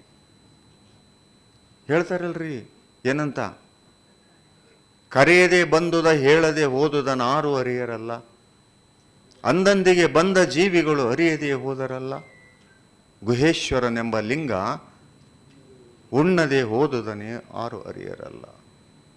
ಉಪವಾಸ ಕಡೆಗೆ ಒಳಗಡೆ ನಾವು ಬರೀ ನಾವು ಉಣ್ತೀವಿ ದಿವಸ, ಆತ ಉಪವಾಸನೇ ಇದ್ದಾನೆ. ಹೆಂಗಂತೀರಿ ನೀವೀಗ? ಇದನ್ನು ಪ್ರಶ್ನೆ ಅಲ್ಲ. ದಿನ ಏನು ಈಗ ಊಟ ಮಾಡಿ ಬಂದ್ವಿ, ಪ್ರಸಾದ ಮಾಡಿ ಬಂದ್ವಿ, ನೀರು ಕುಡಿದ್ವಿ, ಕಾಫಿ ಕುಡಿದ್ವಿ, ಸಾಯಂಕಾಲದ ದಿನ ಇಷ್ಟು ವರ್ಷ ಹಿಂಗೆ ಕಳೆದೀವಿ ನಾವು. ಆತನ ಗುಣಿಸುವ ನಾವು ಉಂಡಿವು. ಶಿವಯೋಗದಲ್ಲಿ ಯಾರು ಅಂಗಲಿಂಗದ ಸಂಬಂಧ ಹೊಂದಿ ಆ ಲಿಂಗವನ್ನು ಮುಂದು ಮಾಡಿ ಯಾರು ಸೃಷ್ಟಿಯ ಪ್ರಸಾದವನ್ನು ತಗೊಂಡಾರೋ ಅವ್ರು ಕೂಡಿ ಉಂಡಾರ. ಯಾರಿಗೆ ಇದು ಸಾಧ್ಯ ಆಗಿಲ್ಲೋ ಅವ್ರು ನಾವೇ ಉಂಡಿವಿ. ಅದು ಸುಮ್ಮನೆ ಕೂತ್ಕೊಂಡಾನ ಉಪವಾಸ. ಯಾಕಂದ್ರೆ ಹೊಲಸಿನಾಗ ಬಂದು ಉಣ್ಣೋದು ಆಗಲ್ಲ ಅತ್ತಗೆ. ನಾವು ಇಲ್ಲೇನಾಗಿದ್ದೆಲ್ಲ ಮಾಯಾವರಣದಲ್ಲಿ ಐತಿದು ಪ್ರಸಾದ. ಮಾಯಾವರಣದಲ್ಲಿ ಇದ್ದದ್ದು ಆತ ಮುಟ್ಟೋದಿಲ್ಲ. ಈ ರೀತಿ ಇದೆ ಸೃಷ್ಟಿ ಅಂತಕ್ಕಂಥದ್ದು ಶರಣರು ಹೇಳ್ತಾರೆ. ಮಾಯಾವರಣದಲ್ಲಿ ಇರ್ತಕ್ಕಂಥ ಈ ಸೃಷ್ಟಿಯಲ್ಲಿ ಹಿಂಗೈತಪ್ಪ ಇದು. ಹಾಗಾದರೆ ಮುಂದೆ ಇದು ಸೃಷ್ಟಿಕರ್ತ ಮತ್ತು ಸೃಷ್ಟಿಕರ್ತನ ನನ್ನ ಸಂಬಂಧ ಆಯಿತು. ಇನ್ನು ಆರಾಧನಾ ಮಾರ್ಗಗಳಿಗೆ ಏನು ನಾವು ಬಂದ್ವಿ. ಈಗ ಇಲ್ಲಿ ತನಕ ಬಂದಂಥ ಮಾರ್ಗಗಳು ಬೇಕಾದಷ್ಟು ಇದ್ದಾವೆ. ಕ್ರಿಶ್ಚಿಯನ್ರು ಪ್ರಾರ್ಥನೆ ಮಾಡ್ತಾರೆ ಆ ಭಾನುವಾರ ದಿವಸ ಹೋಗಿ. ಇಸ್ಲಾಮರು 5 ದಿವಸಕ್ಕೆ 5 ದಿನಕ್ಕೆ 5 ದಿವಸ ನಮಾಜ್ ಮಾಡ್ತಾರೆ. ಇವೆಲ್ಲ ಮಾಡ್ತಾರಲ್ಲ. ಮತ್ತು ಕೆಲವರು ಮೂರ್ತಿಗಳನ್ನಿಟ್ಟು ಪೂಜೆ ಮಾಡ್ತಾರೆ. ಆ ಪೂಜೆಗಳು ಇಷ್ಟೆಲ್ಲ ಇದ್ದರೂ ಮತ್ತೆ ಶಿವಯೋಗ ಸಾಧನೆಯನ್ನು ಕೊಡೋದಕ್ಕೆ ಕಾರಣ ಏನು? ಉದ್ದೇಶ ಏನು? ಉದ್ದೇಶ ಇಷ್ಟೇ. ದೇವರ ಸ್ವರೂಪ ಅಖಂಡ ಅನ್ನೋದನ್ನು ಶರಣರು ಒತ್ತಿ ಹೇಳ್ತಾರೆ. ಅಖಂಡ, ಆತನನ್ನು ವಿಭಜಿಸಲಾಗದು. ಆತನನ್ನು ವಿಭಜಿಸಿದರೆ ಅದು ಖಂಡಿತ ಆಗ್ತತಿ. ನಾನು ಈಗ ಈ ಮೊಬೈಲ್ ಹಿಂಗೆ ಹಿಡ್ಕೊಂಡೀನಿ ಅಂದರೆ ನಾನು ಬೇರೆ, ಮೊಬೈಲ್ ಬೇರೆ, ಹೌದಿಲ್ರಿ? ನಾನು ದೇವರನ್ನು ಪೂಜಿಸ್ತೀನಂದರೆ ಪೂಜಿಸುವವ ಬೇರೆ, ಪೂಜಿಸಿಕೊಳ್ಳುವವ ಬೇರೆ. ಖಂಡಿತ ಆಯ್ತಾ? ಅಖಂಡ ಆಯ್ತು. ಇದೀಗ ಖಂಡಿತ ಆಯಿತು. ಖಂಡಿತದ ಪೂಜೆ ಆತನಿಗೆ ಸಲ್ಲುವುದಿಲ್ಲ. ಖಂಡಿತದಲ್ಲಿ ಆತನಿಗೊಂದಿಷ್ಟು ಫಲಪದವಿಗಳು ಸಿಗ್ಬೋದೇ ಹೊರತು ಸಂಪೂರ್ಣವಾಗಿ ಆತ ನಮಗೆ ಸಿಗುವುದಿಲ್ಲ. ಇದು ನೆನ್ಪಿಟ್ಟಬೇಕು. ಅದಕ್ಕಾಗಿ ಅವರೇನು ಪೂಜೆ ಮಾಡಿದ್ರಲ್ಲ, ಅಂದಂದಿಗೆ ಬಂದ ಜೀವಿಗಳೇನು ಪೂಜೆ ಮಾಡಿದ್ರಲ್ಲ, ಅವರೆಲ್ಲರೂ ಸಹಿತ ಮತ್ತೆ ಹುಟ್ಟು ಸಾವಿಗೆ ಒಳಗಾದರು. ಯಾರ್ಯಾರು? ಮತ್ತೆ ಬ್ರಹ್ಮ, ವಿಷ್ಣು, ರುದ್ರ, ದೇವಾನುದೇವತೆಗಳೆಲ್ಲ ಹುಟ್ಟು ಸಾವಿಗೆ ಒಳಗಾದವರು. ನೋಟ್ ಮಾಡಿ ಇಟ್ಕೊಳ್ರಿ ನೀವು. ಯಾಕಂದರೆ ಬಸವಣ್ಣನವರ ಧರ್ಮ ಅಷ್ಟು ದೊಡ್ಡ ಧರ್ಮ. ಅಂತರನ್ನು ತಗೊಂಡು ಬಂದು ಈ ಜಗತ್ತು ದೇವರಂತ ಪೂಜೆ ಮಾಡ್ತಾರೆ. ಸನಾತನ ಸನಾತನ ಅಂತಾರಲ್ಲ. ಯಾರು ಸನಾತನಿಗಳಿಗೆ ದೇವರು ಯಾರು? ವಿಷ್ಣು ದೇವರು, ಬ್ರಹ್ಮದೇವರು, ರುದ್ರದೇವರು. ಸಾಯೋರವರು, ಹುಟ್ಟು ಸಾವಿಗೊಳಗಾದವರು, ಅವ್ರು ಹೆಂಗೆ ದೇವರಾಗ್ತಾರೆ? ಶರಣರು ಪ್ರಶ್ನೆ ಮಾಡ್ತಾರೆ ಅವರು. ಕಾರಣ ಇಷ್ಟೇ. ತಪ್ಪು ಏನಾಯ್ತು ಅಂತ ಹೇಳ್ತಾರೆ. ಅಲ್ಲಿನೂ ಗುರುತಿಸ್ತಾರೆ ಆ ತಪ್ಪು ಎಲ್ಲೇ ಆಯ್ತು ಅಂತ ಹೇಳಿದರೆ. ಆ ಪರವಸ್ತು ಸೃಷ್ಟಿ ಮಾಡಿದ ಮೇಲೆ ಆತನನ್ನು ಹುಡುಕೋದಕ್ಕೊಂದು ಮಾರ್ಗ ಹೇಳ್ತಾರೆ ಶರಣರು. ತನ್ನ ಮರೆದು ದೇವರ ಕಂಡಿಹನೆಂಬ ಕಾರಣ ಹರಿ, ಹರ, ಬ್ರಹ್ಮ, ರುದ್ರ, ದೇವಾನುದೇವತೆಗಳೆಲ್ಲ ತಲೆ ಕೆಳಗಾಗಿ ಹೋದರು. ಏನು ಮಾಡಿದ್ರು ಇಲ್ಲಿ ಅಂದ್ರೆ ಅವರು ತಮ್ಮನ್ನು ಬಿಟ್ಟುಬಿಟ್ರು. ಅದನ್ನ ದೇವರನ್ನು ಹುಡುಕೊಂಡ್ರು. ಮತ್ತು ನೀನೇನದೀಯ? ಅವ್ರಿಗೇನು ಪ್ರಶ್ನೆ ಉದ್ಭವ ಆಗಲಿಲ್ಲ ಅಂದರೆ ನಾನೇನಾಗಿದ್ದೀನಿ, ದೇವನ ಸ್ವರೂಪನೇ ನಾನದೇನೆ ಅನ್ನೋದು ಮರ್ತೋಯ್ತಲ್ಲಿ. ಇಲ್ಲಿ ಬಿಟ್ಟರು, ಅಲ್ಲಿ ಹುಡುಕಕ್ಕೆ ನಿಂತರು. ತಪಸ್ಸಿನ ಮೂಲಕ ಹುಡುಗಾಕತ್ತಿದ್ರು. ತಪಸ್ಸು, ದೇವಾನು ದೇವತೆಗಳನ್ನು ಭಜಿಸಿ ಜಪಿಸಿ ಎಲ್ಲ ಮಾಡಕತ್ತಿದ್ರು. ಮಾಡಕತ್ತಿದಾಗ ಅವರಿಗೆ ದೇವರು ಸಿಗಲಿಲ್ಲ, ದೇವರ ಶಕ್ತಿ ಸಿಕ್ತು. ದೇವರ ಶಕ್ತಿ ಕೊಡೋದಕ್ಕೂ ದೇವರ ಸಂಪೂರ್ಣ ಸಿಗೋದಕ್ಕೂ ವ್ಯತ್ಯಾಸ ಇದೆ, ನೆನ್ಪಿಟ್ಕೋಬೇಕಿದು. ಮನೆಯ ಮಗನಾಗೋದಕ್ಕೂ ಏನ್ರಿ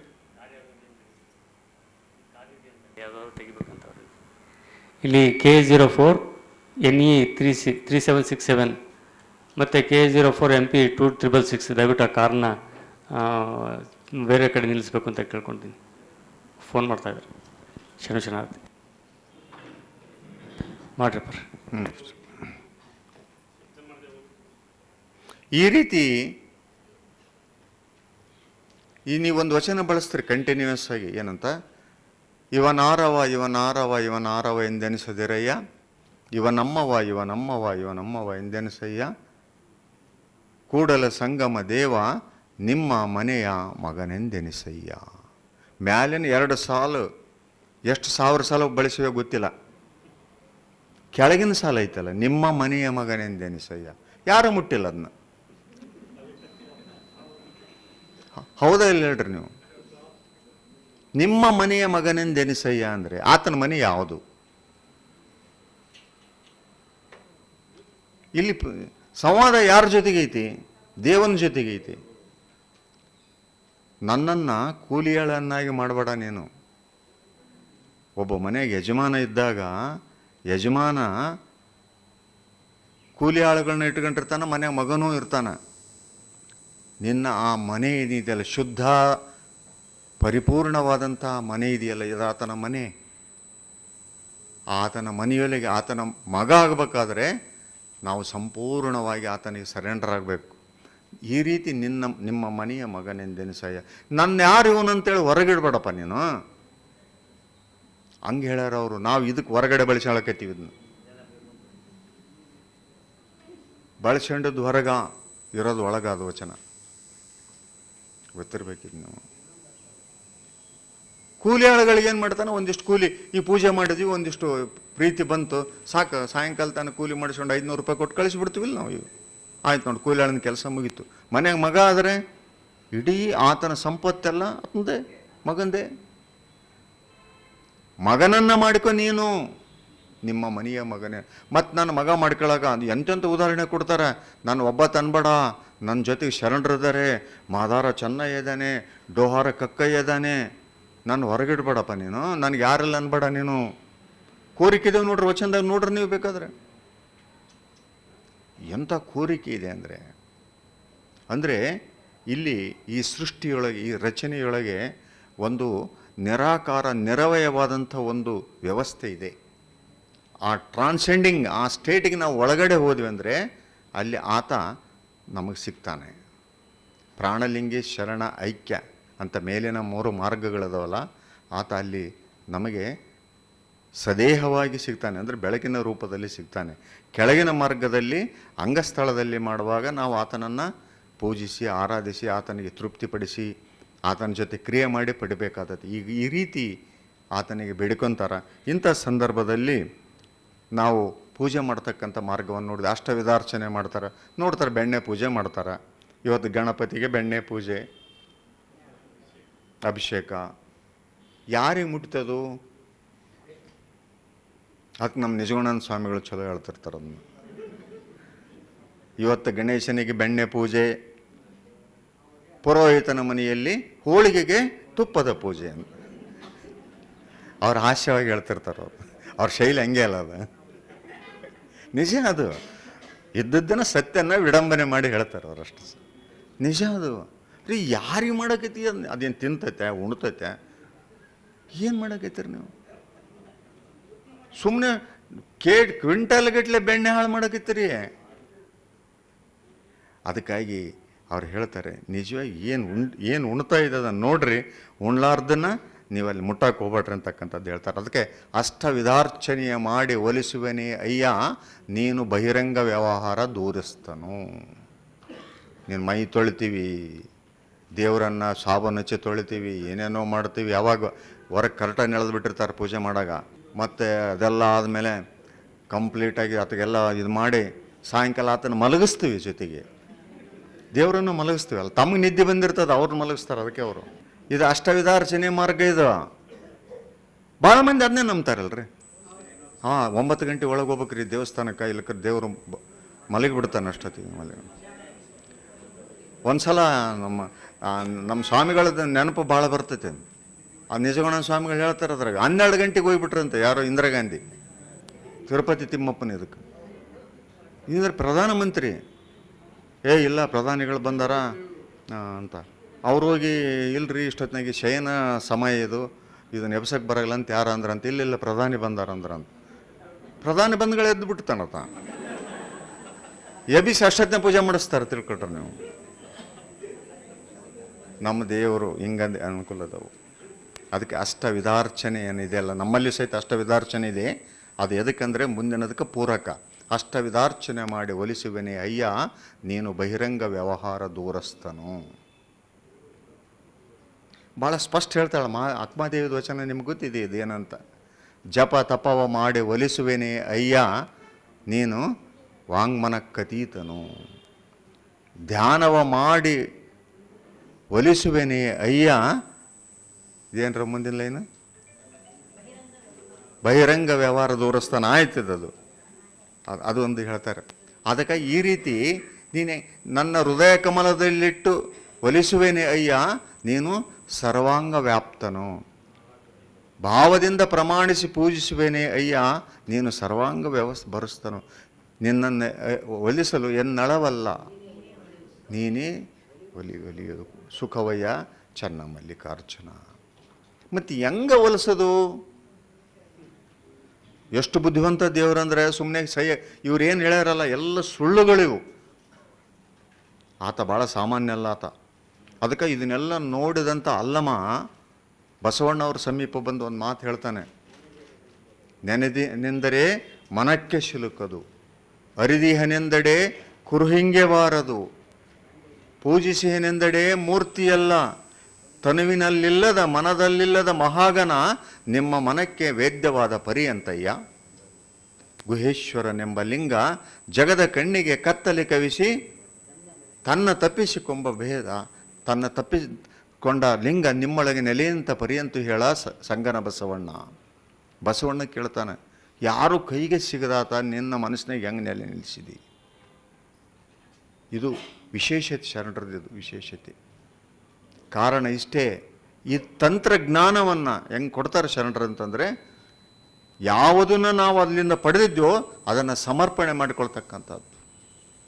ನಾವು ಈಗೇನು ದೇಹ ಮನೋಭಾವಗಳೇನು ಬಂದವಲ್ಲ, ಇವುಗಳನ್ನು ಆತನಿಗೆ, ಆತನ ಒಡವೆಯನ್ನು ಆತನಿಗೆ ಸಮರ್ಪಣೆ ಮಾಡಿಕೊಳ್ತಕ್ಕಂಥದ್ದೇ ನಮ್ಮ ಶಿವಯೋಗ, ಬೇರೆ ಏನಲ್ಲ. ಇದನ್ನು ಉಳಿಸಿಕೊಂಡು ಏನನ್ನ ಮಾಡ್ತು ಅಂದರೆ ಇಲ್ಲ. ಈ ನೆಲೆಯಲ್ಲಿ ನೋಡಿದಾಗ ಮತ್ತು ಅವರು ಹೇಳ್ತಾರೆ, ಈಗ ನಮ್ಮ ಸ್ವರೂಪಗಳ ಬಗ್ಗೆನೇ ಹೇಳ್ತಾರೆ ಅಲ್ಲಮ ಪ್ರಭುಗಳು. ನಮ್ಮಲ್ಲಿ ರೂಪ ನಿರೂಪ ಅಂತಕ್ಕಂಥ 2 ರೂಪಗಳಿದ್ದಾವೆ. ನಮ್ಮಲ್ಲಿ 2 ಇದಾವಲ್ಲ. ನಮ್ಮೊಳಗೆ ನಿರೂಪ ಒಂದಿದೆ, ಕಾಣಲಾರ್ದೊಂದೈತೆ, ಕಾಣೋದೊಂದೈತೆ. ದೇಹ ಕಾಣ್ತೈತಿ, ಮನಸ್ಸು ಪರಿಣಾಮ ಮಾಡ್ತೈತಿ, ಮತ್ತು ಒಳಗಡೆ ಇರ್ತಕ್ಕಂಥದ್ದು ಕಾಣೋದಿಲ್ಲ. ಈ 2 ನೆಲೆಗಳನ್ನು ಕೂಡಿಸೋದು ಹೆಂಗ ಅಂತಾರೆ ಶರಣರು. ಅಲ್ಲಮ ಪ್ರಭುಗಳು ಹೇಳ್ತಾರೆ, ರೂಪಿಂಗೆ ಕೇಡುಂಟು ಪೂಜಿಸುವ ಪರ್ಯಂತಯ್ಯ, ಅರೂಪವ ಕಾಣಬಾರದು ಪೂಜಿಸುವ ಪರ್ಯಂತಯ್ಯ. ಇನ್ನೆಂತಯ್ಯ ಲಿಂಗದ ಪರಿ, ಇನ್ನೆಂತಯ್ಯ ಲಿಂಗವಂತರಿಗೆ ಪೂಜಿಸುವ ಪರಿ. ನಿರಾಕಾರ ಗುಹೇಶ್ವರ ಲಿಂಗ ಸಾಕಾರವಾದಡೆ.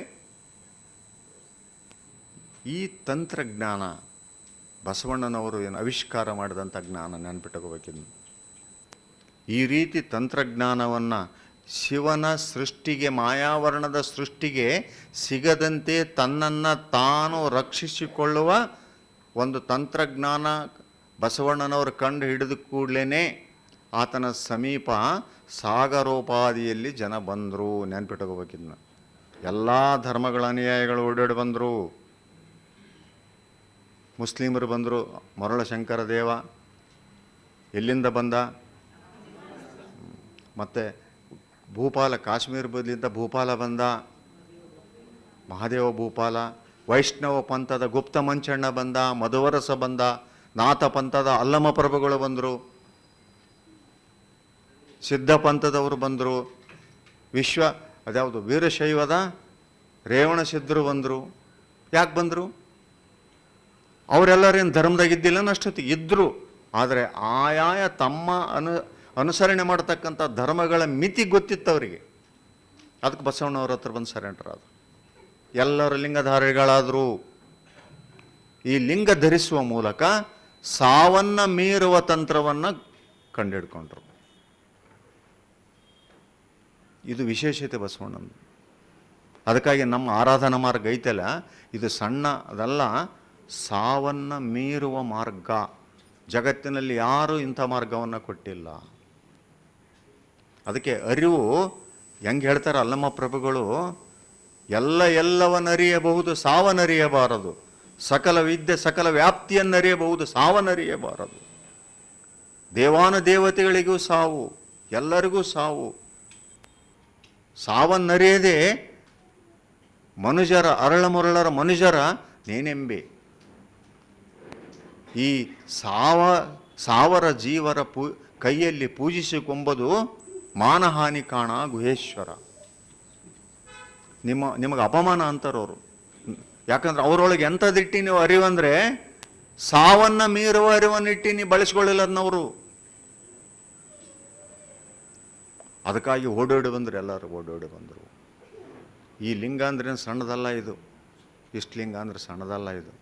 ನಮ್ಮೊಳಗಿನ ಆಯಾ ಕರ್ಮಟಗಳೇನದಾವಲ್ಲ ಅವೆಲ್ಲವನ್ನು ದೂರ ನಿಂದ್ರಿಸ್ತೈತಿ. ಇದು ಸಂಚಿತ ಪ್ರಾರಬ್ಧ ಅಗಾಮಿಗಳೆಲ್ಲ ದೂರ ಇರ್ತವೆ ಕೈಯಲ್ಲಿ ಲಿಂಗ ಇದ್ದರೆ. ಬಟ್ ಈ ಧರ್ಮ ಈ ವ್ಯಾಖ್ಯಾನವನ್ನು ನಾವು ಇವತ್ತು ಅರ್ಥ ಮಾಡ್ಕೊಳ್ಬೇಕಾಗಿದೆ. ಅದಕ್ಕಾಗಿಯೇ ಮುಂದೆ ಹೇಳ್ತಾರೆ, ವಚನಗಳನ್ನ ಹೇಳ್ಕೊಂತ ಹೋಗ್ತಾರೆ. ಈಗ ಲಿಂಗ ಹೇಗಿದೆ ಹೆಂಗಾರ ಅಂತ ಬರೋಣ ನೆಕ್ಸ್ಟ್ ಪಾಯಿಂಟಿಗೆ. ನಾವು ಪೂಜಿಸುವ ಲಿಂಗ ಹೇಗಿದೆ ಅಥವಾ ಸೃಷ್ಟಿಯ ಲಿಂಗ ಹೇಗಿದೆ? ಮತ್ತು ಈ ಮೂರು ಶಬ್ದಗಳ ಅರ್ಥ ನಿಮಗೆ ಗೊತ್ತಿದೆ ಅಂತ ಕಾಣ್ತೈತೆ ನನಗೆ. ಗುರು, ಲಿಂಗ, ಜಂಗಮ. ಯಾರಿಗಾದರೂ ಇದ್ರ ಬಗ್ಗೆ ಗೊತ್ತಿದ್ದರೆ ಹೇಳ್ರಿ. ಗುರು ಅಂದ್ರೇನು, ಲಿಂಗ ಅಂದ್ರೇನು, ಜಂಗಮ ಅಂದ್ರೇನು? ವಚನಗಳ ಆಧಾರದ ಅಡಿಯಲ್ಲಿ ಏನು ಮಾತಾಡಿದ್ರು ಇಲ್ಲಿ ವಚನಗಳ ಆಧಾರದ ಅಡಿಯೇ. ವಚನ ಬಿಟ್ಟು ಏನು ಮಾತಾಡುವಂತಿಲ್ಲ. ನೆಲೆಸಿ ಲಿಂಗವೆನಿಸುತ್ತಯ್ಯ ಲಿಂಗವು, ಚರಿಸಿ ಜಂಗಮವೆನಿಸುತ್ತಯ್ಯ ಲಿಂಗವು, ಅದರರವ ಅರವಿ ಗುರುವೆನಿಸುತ್ತಯ್ಯ ಲಿಂಗವು. ಒಂದೇ ವಸ್ತು ಅದು. ಒಂದು ಬೀಜ ಭೂಮಿಗೆ ಹಾಕಿದ ಕೂಡಲೇ ಅಲ್ಲಿ ಮೊಳಕೆ ಹೊಡಿತೈತಲ್ಲ, ಅದು ಲಿಂಗ ನೆಲೆಸುವ ಪ್ರಕ್ರಿಯೆಯಿಂದ ಮೊಳಕೆ ಹೊಡಿತೈತಿ. ಲಿಂಗ ನೆಲೆಸದಿದ್ರೆ ಅಲ್ಲಿ ಮೊಳಕೆ ಹೊಡೆಯೋದಿಲ್ಲ. ತಂದೆ ತಾಯಿಗಳು ಸಂಯೋಗದಿಂದ ಅಲ್ಲಿ ಲಿಂಗ ಓಂಕಾರ ಸ್ವರೂಪದಲ್ಲಿ ನೆಲೆಸುವ ಮೂಲಕ ಗರ್ಭಧಾರಣೆ ಆಗ್ತೈತೆ, ಹೊರತು ಇಲ್ಲದ್ರೆ ಇಲ್ಲ. ವಚನಗಳದಾವ ಆಧಾರ ಅದಕ್ಕೆ. ಈ ರೀತಿ ನೆಲೆ ನಿಂತದ್ದು ನಮ್ಮೊಳಗೆ ಏನಾಗಿದೆ ಅದನ್ನು ಅದು ಜಂಗಮವಾಗಿ ಚರಿಸ್ತೈತೆ. ಆ ಸಸಿ ಬೆಳಿಬೇಕಾದ್ರೆ ಆ ಜಂಗಮ ಚೈತನ್ಯವಾಗಿ ಏನಾಗ್ತೈತೆ, ಗಿಡ ಆಗ್ತೈತೆ, ಮರ ಆಗ್ತೈತೆ, ಹಣ್ಣು ಆಗ್ತೈತೆ, ಹೂ ಆಗ್ತೈತೆ. ಇದು ಚರಿಸುವ ಜಂಗಮ ಚೈತನ್ಯ. ನಾವು ಬೆಳಿತೀವಿ ನೋಡ್ರಿ, ಬೆಳ್ಕೊತ ಬಂದೀವಿ. ಇನ್ನೂ ಸಹಿತ ನಮ್ಮ ಉಗುರು ಬೆಳಿತೇವೆ, ಕೂದಲ ಬೆಳಿತೇವೆ ಒಳಗಡೆ. ಕಾರಣ ಇಷ್ಟೇ, ಒಳಗಡೆ ಆ ಚೈತನ್ಯ ಚರಿಸ್ತಾನೆ ಇದೆ. ಅವಧಿ ಆಗುವವರೆಗೂ ಚರಿಸ್ತಿರ್ತದೆ. ಅವಧಿ ಮುಗಿದ ದಿವಸ ಅದು ತನ್ನ ವಿಸ್ತಾರವನ್ನು ವಿತ್ಡ್ರಾ ಮಾಡ್ಕೊಂತೈತೆ. ಅದು ಆವಾಗ ಇದು ಆಗಷ್ಟೊತ್ತಿಗೆ ನಾವೇನು ಮಾಡಬೇಕು? ನಮ್ಮ ಅವಧಿ ಮುಗಿಯುವ ಪೂರ್ವದಲ್ಲಿನೇ ಏನು ಮಾಡಬೇಕು? ಪ್ರಾಣದೊಳಗಿರುವ ಲಿಂಗವನ್ನು ಸಾಧಿಸಬೇಕು. ಅದನ್ನು ಹೇಳ್ತಾರೆ ಅವರು. ನಮ್ಮ ಪ್ರಾಣ ಚೈತನ್ಯ ದಿನ ಏನು ತಗೊಂತೀವಿ ನೋಡ್ರಿ, 216 ಸಲ. ಆ ಪ್ರಾಣ ಚೈತನ್ಯದೊಳಗೆ ಗುರು, ಲಿಂಗ, ಜಂಗಮಗಳಿದ್ದಾವೆ.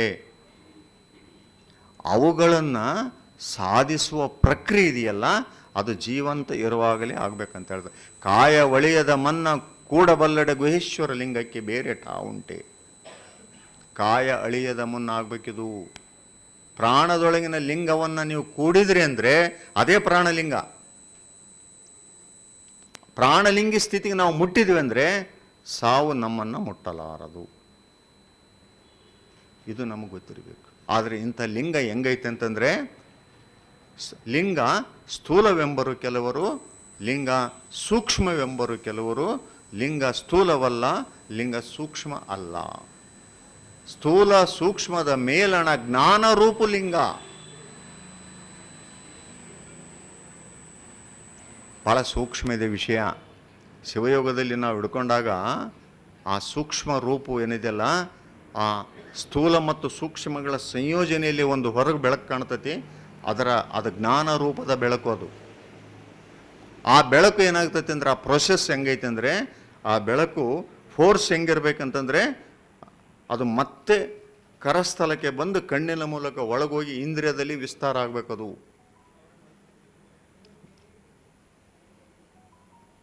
ಸ್ವಲ್ಪ ಕಷ್ಟ ಅನಿಸುತ್ತಲ್ಲ ತಿಳ್ಕೊಳಕ. ಯಾಕಂತಂದ್ರೆ ಪ್ರೊಸೆಸ್ ಭಾಳ ದೊಡ್ಡದಿದೆ. ಅದು ಸ್ವಲ್ಪ ಟಫ್ ಅನಿಸುತ್ತೆ. ಯಾಕಂದ್ರೆ ವಚನಗಳಿದಾವೆ ಅದಕ್ಕೆ. ನಮ್ಮ ನೋಟ ಹೆಂಗಿರ್ಬೇಕಂದ್ರೆ ಅದಕ್ಕೂ ಮಾರ್ಗ ಇದೆ, ನೋಟಕ್ಕೂ ಸಹಿತ ಮಾರ್ಗ. ನಾನೀಗ ಪ್ರಾಕ್ಟಿಕಲ್ ಆಸ್ಪೆಕ್ಟಿಗೆ ಬರ್ತೀನಿ. ಪೂಜೆ ಮಾಡೋದು ಯಾವ ರೀತಿ ಮಾಡಬೇಕು, ಯಾಕಂದ್ರೆ ಉಳಿದದ್ದೆಲ್ಲ ನೀವೆಲ್ಲ ಚರ್ಚೆಯಲ್ಲಿ ಕೇಳಿದ್ರೆ ಅಂತ ಅನಿಸುತ್ತೆ ನನಗೆ. ಮತ್ತು ನಮ್ಮ ಸಂಬಂಧ ನಮಗೆ ಗೊತ್ತಿರ್ತದೆ. ಈಗಾಗಲೇ ನಾವು ಅದನ್ನು ಚರ್ಚೆ ಮಾಡಿದ್ದೀವಿ. ನನಗೆ ಗೊತ್ತಿರಬೇಕು, ಒಂದು, ನಾನು ನೇರವಾಗಿ ಪರಮಾತ್ಮನ ಸಂಬಂಧದಲ್ಲಿ ಇದ್ದೇನೆ. ನಮಗೆ ಖಚಿತ ಇರಬೇಕು ಮೊದಲು. ನನಗೆ ಯಾರೇನು ಮಾಡ್ತಾರೆ, ಬೇಕಾದಷ್ಟು ಆಸ್ತಿ ಐತೆ, ದವಾಖಾನೆಗೆ ಹೋಗ್ಬಿಡ್ತೀನಿ, ರೊಕ್ಕ ಖರ್ಚು ಮಾಡ್ತೀನಿ, ಉಳ್ಕೊಂಬರ್ತೀನಿ, ಸಾಧ್ಯ ಇಲ್ಲ. ಹೇಳಬೇಕು, ಒಡಲುಗೊಂಡವ ನಾನು, ಪ್ರಾಣವಿಡಿದವ ನೀನು. ಪ್ರತಿ ಕ್ಷಣ ನೆನಪಾಗಬೇಕು ನಮಗಿದು. ಒಡಲುಗೊಂಡವ ನಾನು, ಪ್ರಾಣವಿಡಿದವ ನೀನು. ಒಡಲಿನಲ್ಲಿ ನಾನು ಜೀವನಾಗಿ ನಿಂತ್ಕೊಂಡಿದ್ದೀನಿ. ನನ್ನ ಜೀವದ ಪ್ರಾಣ ಚೈತನ್ಯ ಉಸಿರು ನಿಂತ್ಕೊಳಗೈತಿ. ಇದು ಎನ್ನೊಡಲಲ್ಲ, ಇದು ನಿನ್ನೊಡಲು. ಇದು ನಂದಂತ ತಿಳ್ಕೊಂಡೇನು, ಅಲ್ಲ ನಂದು, ನಿಂದು. ಯಾಕಂದ್ರೆ ಸೂತ್ರ ನಿನ್ನ ಕೈಯಾಗೈತೆ. ಒಂದು ಕ್ಷಣ ನೀನು ಹಿಂಗೆ ಮಾಡಿದ್ರೆ ಮುಗಿದ ಕತೆ. ಕೆಳಗೆ ಇಳಿದಲ್ಲಿ ನಾವು ಬಿಲ್ಡಿಂಗ್ ಬಿಟ್ಟು. ಇದಕ್ಕೆ ಏನು ಕೇಳ್ತಾರವರು, ಮುಂದೆ ಹೇಳ್ತಾರವರು, ಎನ್ನೊಡಲ ಸಂಚವ ನೀನು ಬಲ್ಲೆ, ನಿನ್ನ ಪ್ರಾಣದ ಸಂಚವ ನಾ ಬಲ್ಲೆ. ನನ್ನೊಳಗೆ ಈ ಒಡಲಿನೊಳಗೆ ಏನು ಬಳಸ್ತಾ ಇದ್ದೀನಲ್ಲ, ಕಣ್ಣು, ಕಿವಿ, ಮೂಗು, ಏನು ದಿನ ಬಳಸ್ತಾ ಇದ್ದೀನಲ್ಲ, ಯಾರು ಅದಕ್ಕೆ ಸಹಾಯ ಮಾಡೋರು? ಯಾರು ಹೇಳ್ತೀರಿ ಇದನ್ನ? ಯಾರು ಸಹಾಯ ಮಾಡ್ತಾ ಇದ್ದಾರೆ? ಪ್ರಾಣ ಅಂತಾರೆ. ನಾನು ಕಣ್ಣು ಬಳಸ್ತೀನಿ, ಕಿವಿ ಬಳಸ್ತೀನಿ, ಚರ್ಮ ಬಳಸ್ತೀನಿ, ಚೇತನ ಅಂದರೆ ಆ ಪರವಸ್ತುನೇ ನಮಗೆ ಅರಿವಿನ ಸ್ವರೂಪದಲ್ಲಿ ಅದು ನಮಗೆ ಸಹಾಯ ಮಾಡ್ತೈತೆ. ಅದು ಇಲ್ಲದೆ ಇದ್ದರೆ ಕಣ್ಣು ನಿಷ್ಕ್ರಿಯ, ಕಿವಿ ನಿಷ್ಕ್ರಿಯ, ಚರ್ಮ ನಿಷ್ಕ್ರಿಯ, ಕೈಕಾಲುಗಳು ನಿಷ್ಕ್ರಿಯ. ಅದಕ್ಕಾಗಿ ಎನ್ನ ಪ್ರಾಣದ ಸಂಚವ ನೀ ಬಲ್ಲೆ. ಸೂತ್ರ ಆತನ ಕೈಗೈತಿ. ಈಗದು ನಾವೇನು ತಿಳ್ಕೊಂಡಿವಿ, ಅದು ನಮಗೆ ಸಂಬಂಧನೇ ಇಲ್ಲ, ಯಾವ ದೇವರೇ ಇಲ್ಲರಿ. ನಮ್ಮವ್ರು ಭಾಳ ಮಂದಿ ಮಾತಾಡ್ತಿರ್ತಾರೆ ನೋಡಿದ್ರಿಲ್ಲ, ದೇವರೆಂಬುದೊಂದು ಸುಳ್ಳು. ಇವತ್ತೊಬ್ಬರು ಯಾರು ವಾಟ್ಸಪ್ನಾಗ ಬರ್ದಾರೆ, ಏನೇನೋ ಬರಿತಾರ. ಸೂತ್ರ ಅಲ್ಲೈತಿ. ಅದಕ್ಕೆ ಎನ್ನೊಡಲ ಸಂಚವ ನೀ ಬಲ್ಲೆ, ನಿನ್ನ ಪ್ರಾಣದ ಸಂಚವ ನಾ ಬಲ್ಲೆ. ನೀನೇನು ರಹಸ್ಯ ಇಟ್ಟಿಯಲ್ಲ, ಸಂಚ ಅಂದ್ರೆ ರಹಸ್ಯ, ನಿನ್ನ ರಹಸ್ಯನೂ ನನಗೆ ಗೊತ್ತೈತೆ ಅಂತಾರೆ ಜೇಡ್ರದಾಶಿಮಯ್ಯ. ನೀನು ಹೆಂಗೆ ಬಂದು ಅಡಗ್ತಿ ಅಂತ ಗೊತ್ತೈತೆ ನನಗೆ. ಈಗ ನೋಡ್ರಿ, ಕಣ್ಣು ನೋಡಿದ್ವಿ ನಾವು ಯಾರ್ದಾರ ಅಂತ ಇಟ್ಕೊಳ್ರಿ, ಒಬ್ಬ ರೂಪ ಒಂದು ಖಂಡಿತ ಅಂತ ಇಟ್ಕೊಳ್ರಿ. ನೋಡಿದ ಕೂಡಲೇ ನಾ ರೇಣುಕೈನವ್ರು ನೋಡಿದ ಕೂಡಲೇ ರೇಣುಕೈನವರು ಅಂತ ಒಳಗೆ ಮೆಸೇಜ್ ಕೊಡುತ್ತೆ. ಅದು ಬರೀ ಈ ಕಣ್ಣು ಕೊಡಲ್ಲ, ಕಣ್ಣೊಳಗಿನ ಕಣ್ಣು ಅರಿವಿನ ಮೂಲಕ ಅವ್ರನ್ನ ಗುರುತಿಸ್ತೈತಿ. ಅದು ಅರಿವು ಅಂತಾರೆ. ಅದಕ್ಕೆ ಅರಿವು ಬಂದು ಹಿಂಗೆ ಬಂದು ಅಡಗಿಬಿಡ್ತೈತೆ. ಹಂಗೆ ತೋರಿ ಅಡಗುವ ಪ್ರಕ್ರಿಯೆ ಇದು. ತೋರ್ತತೆ, ಅಡಗ್ತೈತಿ. ಯಾವಾಗ ಅರಿವು ಅಡಗುತ್ತೋ ಅಲ್ಲಿ ಮರೆವು ಪ್ರವೇಶ ಆಗ್ತೈತಿ. ಅದು ಮರೆವು ಪ್ರವೇಶ ಆಗುತ್ತೆ. ರೇಣುಕೈನವರು ಅಂತ ಗೊತ್ತಾಯ್ತು ನನಗೆ ಅರಿವಿನ ಮೂಲಕ. ಮರೆವಿನಾಗ ಏನಾಯಿತು, ರೇಣುಕೈನವರ ಬಗ್ಗೆ ನನಗಿದ್ದಂಥ ಎಲ್ಲ ಹಳೆಯ ನೆನಪುಗಳೆಲ್ಲ ಬಂದ್ಬಿಟ್ಟು ಅಲ್ಲಿ. ಆತ ಸ್ನೇಹಿತನೋ ಆತ ವೈರಿಯೋ, ಏನನ್ನ ಅಂದಿದ್ರು, ಬೈದಿದ್ರು, ನನಗೇನನ್ನು ಮಾತಾಡಿದ್ರು, ಎಲ್ಲ ಬಂದ್ಬಿಡ್ತಾವಲ್ಲಿ ದಬ್ಬ ಒಂದು ಕ್ಷಣದಾಗ ಓಸು. ಅವಾಗ ನಾನೇನು ಮಾಡ್ತೀನಿ, ಬೇಸರಾಗಿದ್ದರೆ ಈ ಕಡೆ ನೋಡ್ತಾನೆ, ಬೇಡ ಆಯ್ತು ಮಾತಾಡ್ಸೋದ ಬೇಡ. ಇದು ಒಂದು ಕ್ಷಣದಲ್ಲಿ ನಡೆಯುವ ಪ್ರಕ್ರಿಯೆ. ಅರಿವು ಮರೆವಿನ ಸಂಘರ್ಷ ಹಿಂಗೈತಿದು. ಸತತ ಮನ ಈ ಎರಡು ಪ್ರಕ್ರಿಯೆಗಳಲ್ಲಿ ತನ್ನ ಕೆಲಸ ಮಾಡ್ತಾ ಇರ್ತೈತಿ. ಇದು ತೋರಿಯ ಅಡಗದ ಸ್ಥಿತಿಗೆ ತಂದುಕೊಳ್ತಕ್ಕಂಥದ್ದು ಏನಿದೆಯಲ್ಲ, ಇದು ಇಷ್ಟಲಿಂಗ ಪೂಜೆ. ತೋರಿತಲ್ಲದು, ತೋರಿದ್ದು ಹಂಗೆ ನಿಂದಿರ್ಬೇಕದು. ತೋರಿ ಅಡಗಂಗಿಲ್ಲ. ತೋರಿ ಅಡಗಿದರೆ ಮಾಯೆ ಇದು. ತೋರಿ ಅಡಗದಿದ್ದರೆ ಅದು ಪರಶಿವನ ಸ್ವರೂಪ.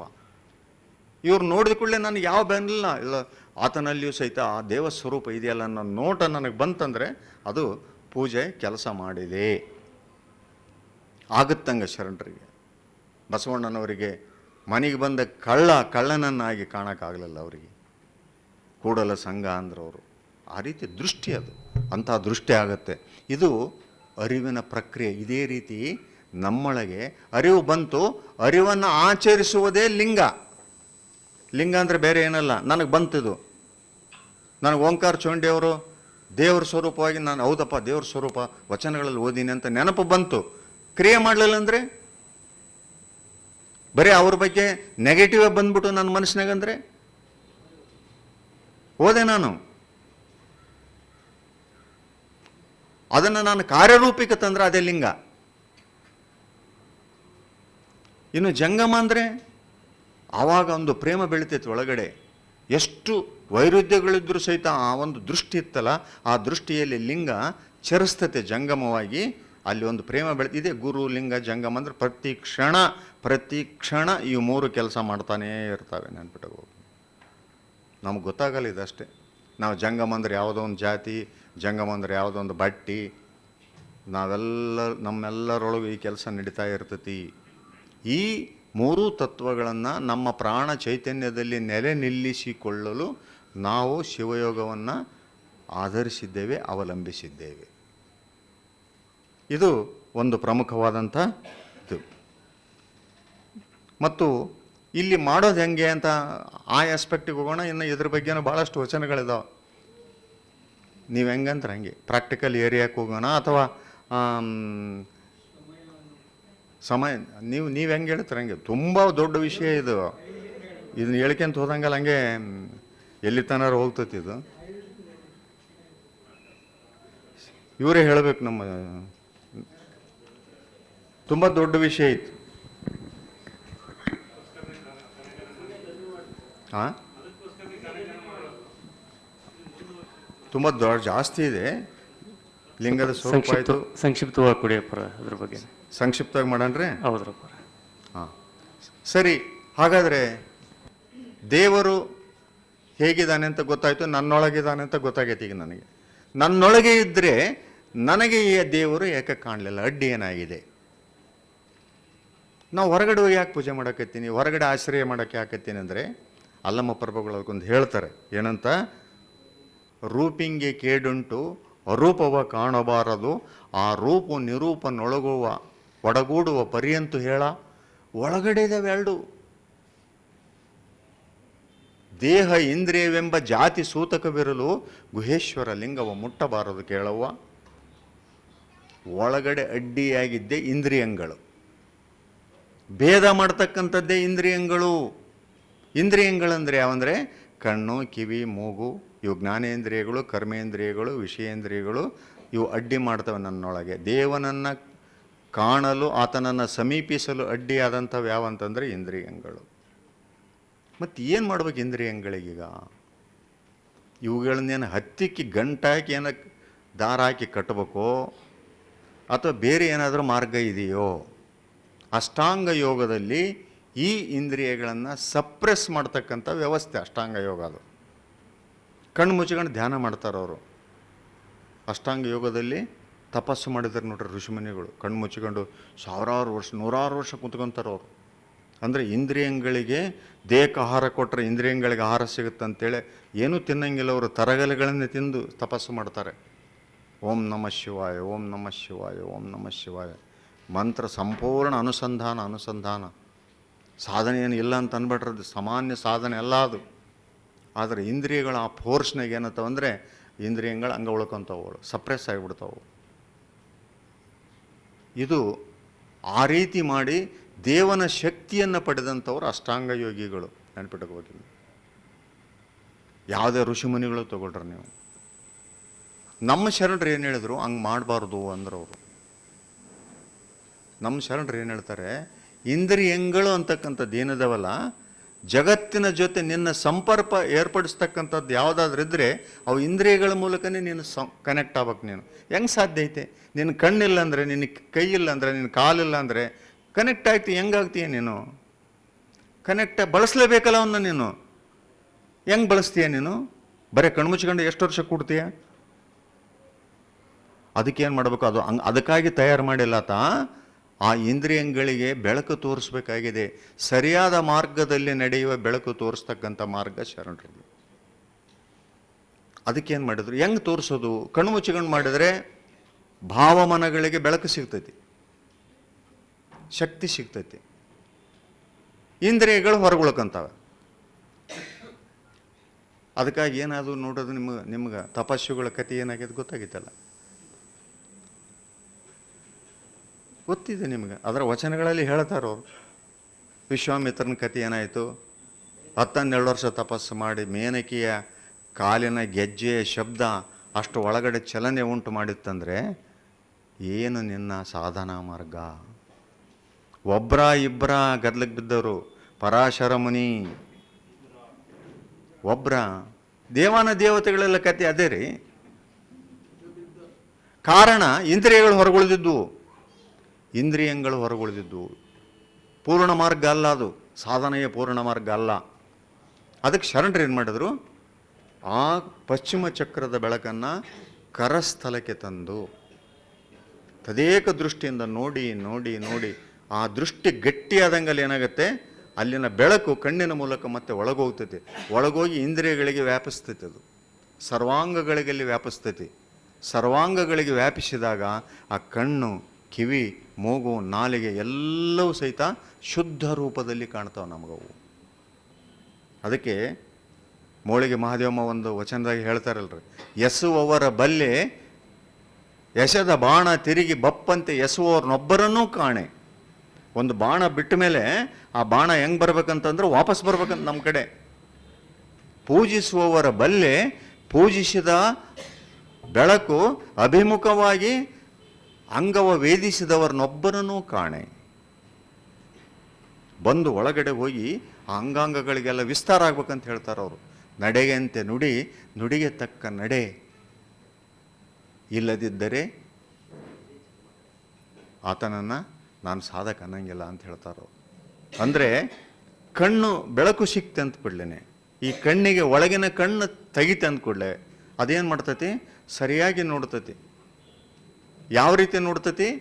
ವ್ಯಕ್ತಿಯನ್ನು ಬರೀ ರೂಪಾತ್ಮಕವಾಗಿ ನೋಡಗಲ್ಲ, ವ್ಯಕ್ತಿಯೊಳಗಿರುವ ಚೈತನ್ಯವನ್ನು ನೋಡ್ತತಿ. ಅದು ಶಿವ ಚೈತನ್ಯವನ್ನು ನೋಡ್ತತಿ. ಇದನ್ನು ಕಲಿಸಿದ್ರು ಶರಣರು.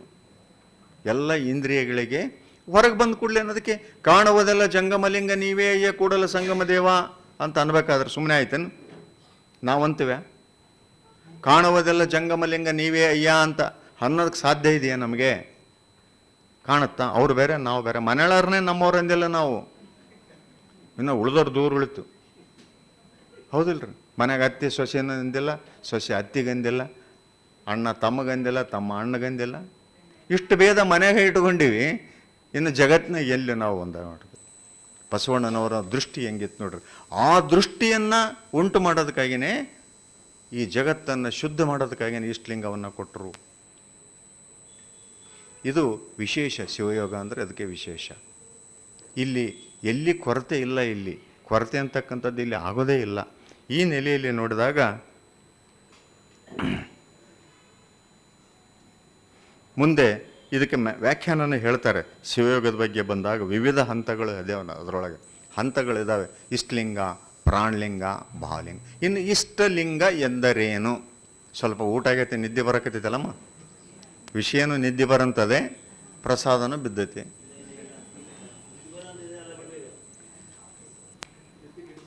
ಇಷ್ಟಲಿಂಗ ಅಂದರೆ ಏನು? ಯಾಕೆ ಇದನ್ನ ಹೆಸರು ಕೊಟ್ಟರು? ಯಾರಿಗಾದ್ರೂ ಏನಾದರೂ ಒಂದು ಹೊಳವಿದ್ರೆ ಹೇಳ್ರಿ. ಇಷ್ಟಲಿಂಗ ಬೇರೆ ಏನಾದರೂ ಹೆಸರು ಕೊಡ್ಬೇಕಾಗಿತ್ತಲ್ಲ. ಇಷ್ಟಲಿಂಗ ಅಂದ್ರೇನು? ಲಿಂಗ ಅಂದರೆ ಮಹಾಬೆಳಕು, ಸ್ವರೂಪದ ಬೆಳಕು. ಅದು ಏನಾಗಿದೆ, ನನಗೆ ಇಷ್ಟ ಆಗಿದೆ, ಸಾಧಕನಿಗೆ ಅದನ್ನು ಪಡೆಯುವ ಹಂಬಲ ಉಂಟಾಗಿದೆ, ಅದಕ್ಕೆ ಅದು ನನಗಿಷ್ಟ. ಈಗ ನನಗೆ ಒಂದು ಸಂಪತ್ತು ಇಷ್ಟ ಆದದಕ್ಕೆ ಅದರಿಂದನೇ ಬಿದ್ದೀನಿ, ಒಂದು ಅಧಿಕಾರ ಇಷ್ಟ ಆಗೈತೆ ಅಂತ ಅದನ್ನ ಪಡೆಯೋಕೆ ಇಡೀ ಜೀವನವನ್ನು ಸವಿಸಿದ್ದೀನಿ, ಒಂದು ಮನೆ ಕಟ್ಸೋದು ಇಷ್ಟ ಆಗೈತೆ ಅನ್ನೋದಕ್ಕೆ ಇಡೀ ಜೀವನವೆಲ್ಲ ಅದರ ಹಿಂದನೇ ಬಿದ್ದೀನಿ. ಇದು ಇಷ್ಟ. ಈಗೇನಾಗಿದೆ, ನಮಗೆ ನಾವಿಲ್ಲಿ ಕುಂತವರಿಗೆ ಇಷ್ಟ ಏನಾಗಿದೆ, ಲಿಂಗ ಇಷ್ಟ ಆಗಿದೆ. ಲಿಂಗ ಇಷ್ಟ ಆಗಿದೆ, ಅದನ್ನ ಪಡೆಯೋದ ಕಡೆ ಪ್ರಯತ್ನ ಮಾಡ್ತಾ ಇದ್ದೀವಿ ನಾವೆಲ್ಲ. ಇಷ್ಟು ಪುಸ್ತಕ ಓದ್ತಾ ಇದ್ದೀವಿ, ಕಾರ್ಯಕ್ರಮಗಳಾದಲ್ಲೆಲ್ಲ ಓದ್ತೀವಿ. ಏನು ಇಷ್ಟ ಆಗಿದೆ, ಯಾರಿಗೂ ತಿಳಿಯದ ಒಂದು ಅವ್ಯಕ್ತವಾದಂಥ ಶಕ್ತಿ ನಂದಾಗಬೇಕಂತಕ್ಕಂಥ ಇಷ್ಟ ಇದೆ ನಮಗೆ. ಇಂಥವ್ರು ಭಾಳ ವಿರಳ. ಯಾವಾಗ ಈ ಸಾಧಕನಿಗೆ ಇಂಥದ್ದೊಂದು ಇಷ್ಟ ಬಂತೋ, ಆತ ಒಳಗಿರ್ತಕ್ಕಂಥದ್ದು ಸುಮ್ಮನೆ ಕುಂದ್ರಂಗಲ್ಲ, ಆತಗೂ ಇಷ್ಟ ಆಗ್ತದೆ ಇದು. ಓಹೋ, ನನ್ನ ಕಡೆ ಬರ್ತಾ ಇದ್ದಾನೆ ಈತ ಅಂತೇಳಿ ಆತನು ಇದನ್ನು ಇಷ್ಟಪಡ್ತಾನೆ. ಇಬ್ಬರಿಗೂ ಇಷ್ಟ ಆಗಿರೋದ್ರಿಂದ, ಜೀವನಿಗೂ ಪರಮನಿಗೂ ಇಬ್ಬರಿಗೂ ಇಷ್ಟ ಆಗಿ ಒಂದು ನೆಲೆಯಲ್ಲಿ ಅವರು ಕೂಡ್ತಾ ಇರೋದ್ರಿಂದ ಇದು ಇಷ್ಟಲಿಂಗ. ಒಂದು ನೆಲೆಗೆ ಬರ್ತಾರೆ ಇಲ್ರಿ, ಜೀವನನ್ನ ಪರಮನನ್ನ ಕೂಡಿಸಿದಂಥ ಮಹಾಗುರು ಇಷ್ಟಲಿಂಗ. ಒಂದು ಇಷ್ಟ ಆಗ್ಬೇಕು ನನಗೆ, ಅದಕ್ಕಾಗಿ ಒಂದು ವಚನ ಬಳಸ್ತಾರೆ ನೋಡ್ರಿ ಬಸವಣ್ಣವರು ಪಿಂಡಸ್ಥಳದ. ಕೂಡಲ ಸಂಗಮ ದೇವ ನಿಮ್ಮ ನಿಲುವು ಕನ್ಯೆಯ ಸ್ನೇಹದಂತಿದ್ದಿತ್ತು. ಉದಕದೊಳಗೆ ಅದರಾಗೆಲ್ಲ ಒಂದು ಲೈನ್ ಬರುತ್ತೆ ನೋಡ್ರಿ, ಈ ಲೈನಿಗೆ ಭಾಳ ಗುದ್ದಾಡ್ತಾರ ನಾವು. ಇದಂಗೆ ಬಳಸಿದ್ರಿ ಹಿಂಗೆ, ಕೂಡಲ ಸಂಗಮ ದೇವ ನಿಮ್ಮ ನಿಲುವು ಕನ್ಯೆಯ ಸ್ನೇಹದಂತಿದ್ದಿತ್ತು. ಕನ್ಯೆಯ ಸ್ನೇಹ ಅಂತ ಯಾಕೆ ಬಳಸ್ತಾರಂದರೆ, ನಾವೆಲ್ಲರೂ ಕನ್ಯೆಗೆ ಆ ವಯಸ್ಸಿನಲ್ಲಿ ಗಂಡನನ್ನು ಕೂಡಬೇಕನ್ನೋದೊಂದು ಬಯಕೆ ಬರ್ತೈತಲ್ಲ, ಆ ರೀತಿ ತವಕ ಬರ್ಬೇಕಂತ ಒಳಗಡೆ ದೇವನನ್ನು ಕೂಡೋದಕ್ಕೆ. ಅದು ನಿಜವಾದಂಥ ಪಿಂಡಸ್ಥಳ. ಪಿಂಡಸ್ಥಳ ಅಂದ್ರೆ ಅದು, ನಾನು ಆತನನ್ನು ಕೂಡಲೇಬೇಕು. ಯಾವಾಗ ಬರ್ತದು, 18 ವರ್ಷ ಆದಮೇಲೆ ಬರ್ತೈತಿ ಕನ್ಯೆಗೆ. ಮೊದಲ ಬರ್ತ ಸಣ್ಣ ಮಗುಗಿದ್ದಾಗ, 3-4 ವರ್ಷದ ಮಗುಗಿದ್ದಾಗ ಬರುತ್ತದು, ಇಲ್ಲಲ್ಲ. ಆವಾಗ ಇಲ್ಲಿ ಯಾವಾಗ ಇದು ಈ ಬಯಕೆ ಬಂತೋ, ಆತನಿಗೂ ಬಯಕೆ ಬರ್ತೈತಿ, ವರನಿಗೂ ಬಯಕೆ ಬರ್ತೈತಿ. ಬಯಕೆ ವರನಿಗೂ ಇದೆ, ಇಷ್ಟ ಇದೆ, ಹುಡುಗಿಗೂ ಇಷ್ಟ ಇದೆ, ಇಬ್ಬರು ಇಷ್ಟಪಟ್ಟಿದ್ದಾರೆ. ಈಗ ನಮ್ಮೊಳಗೆ ನಿಷ್ಠಲಿಂಗದ ರೀತಿ ನೋಡ್ರಿ, ಇಬ್ಬರು ಇಷ್ಟಪಟ್ಟಾರೆ. ಯಾರು? ಹುಡುಗಿ ಇಷ್ಟಪಟ್ಟಿದೆ, ಆ ಹುಡುಗನು ಇಷ್ಟಪಟ್ಟಿದ್ದಾನೆ. ಹುಡುಗ ಅಂದರೆ ದೇವರು, ಪುರುಷ. ಮತ್ತು ಇವ್ರನ್ನ ಒಂದು ಮಾಡ್ಯಾರ ಯಾರು?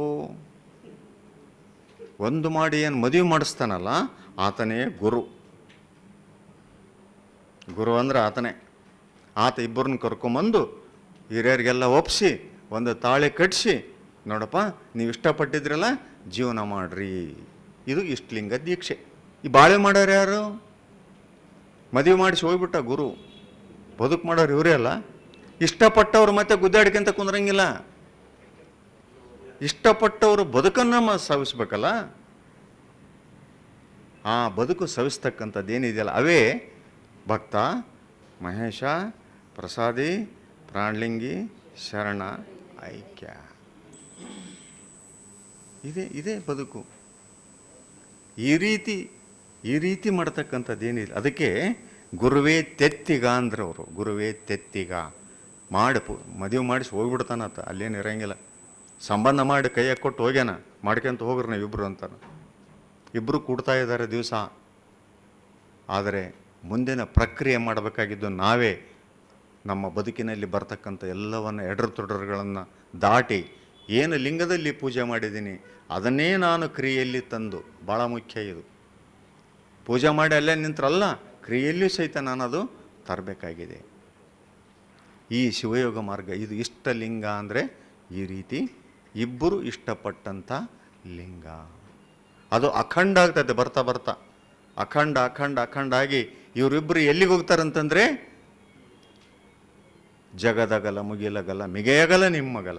ಇಷ್ಟಲಿಂಗದ ವ್ಯಾಪ್ತಿ ಏನು ವಿಶೇಷತೆ ಏನಂತಂದರೆ, ನಾವೇನು 5.5-6 ಅಡಿ ದೇಹ ಅಂತ ಅಂದ್ಕೊಂಡಿವಲ್ಲ, ಇದರ ಡೈಮೆನ್ಷನ್ನ ಎಲ್ಲಿ ತನ ವಿಸ್ತಾರ ಮಾಡುತ್ತಂದರೆ ಪರಮನ ಡೈಮೆನ್ಷನ್ ಏನೈತಲ್ಲ, ವಿಸ್ತಾರ ಐತಲ್ಲ, ಜಗದಗಲ ಮುಗಿಲಗಲ ಮಿಗೆಯಗಲ ನಿಮ್ಮಗಲ, ಅಷ್ಟು ವಿಸ್ತಾರಕ್ಕೆ ಹೋಗ್ತೈತೆ ಅಂತ ಹೇಳ್ತಾರೆ ವಚನಗಳು. ಹೇಳ್ತಾವೆ, ಚನ್ನಬಸವಣ್ಣವ್ರ ವಚನ ಹೇಳ್ತೈತೆ ಅದನ್ನು.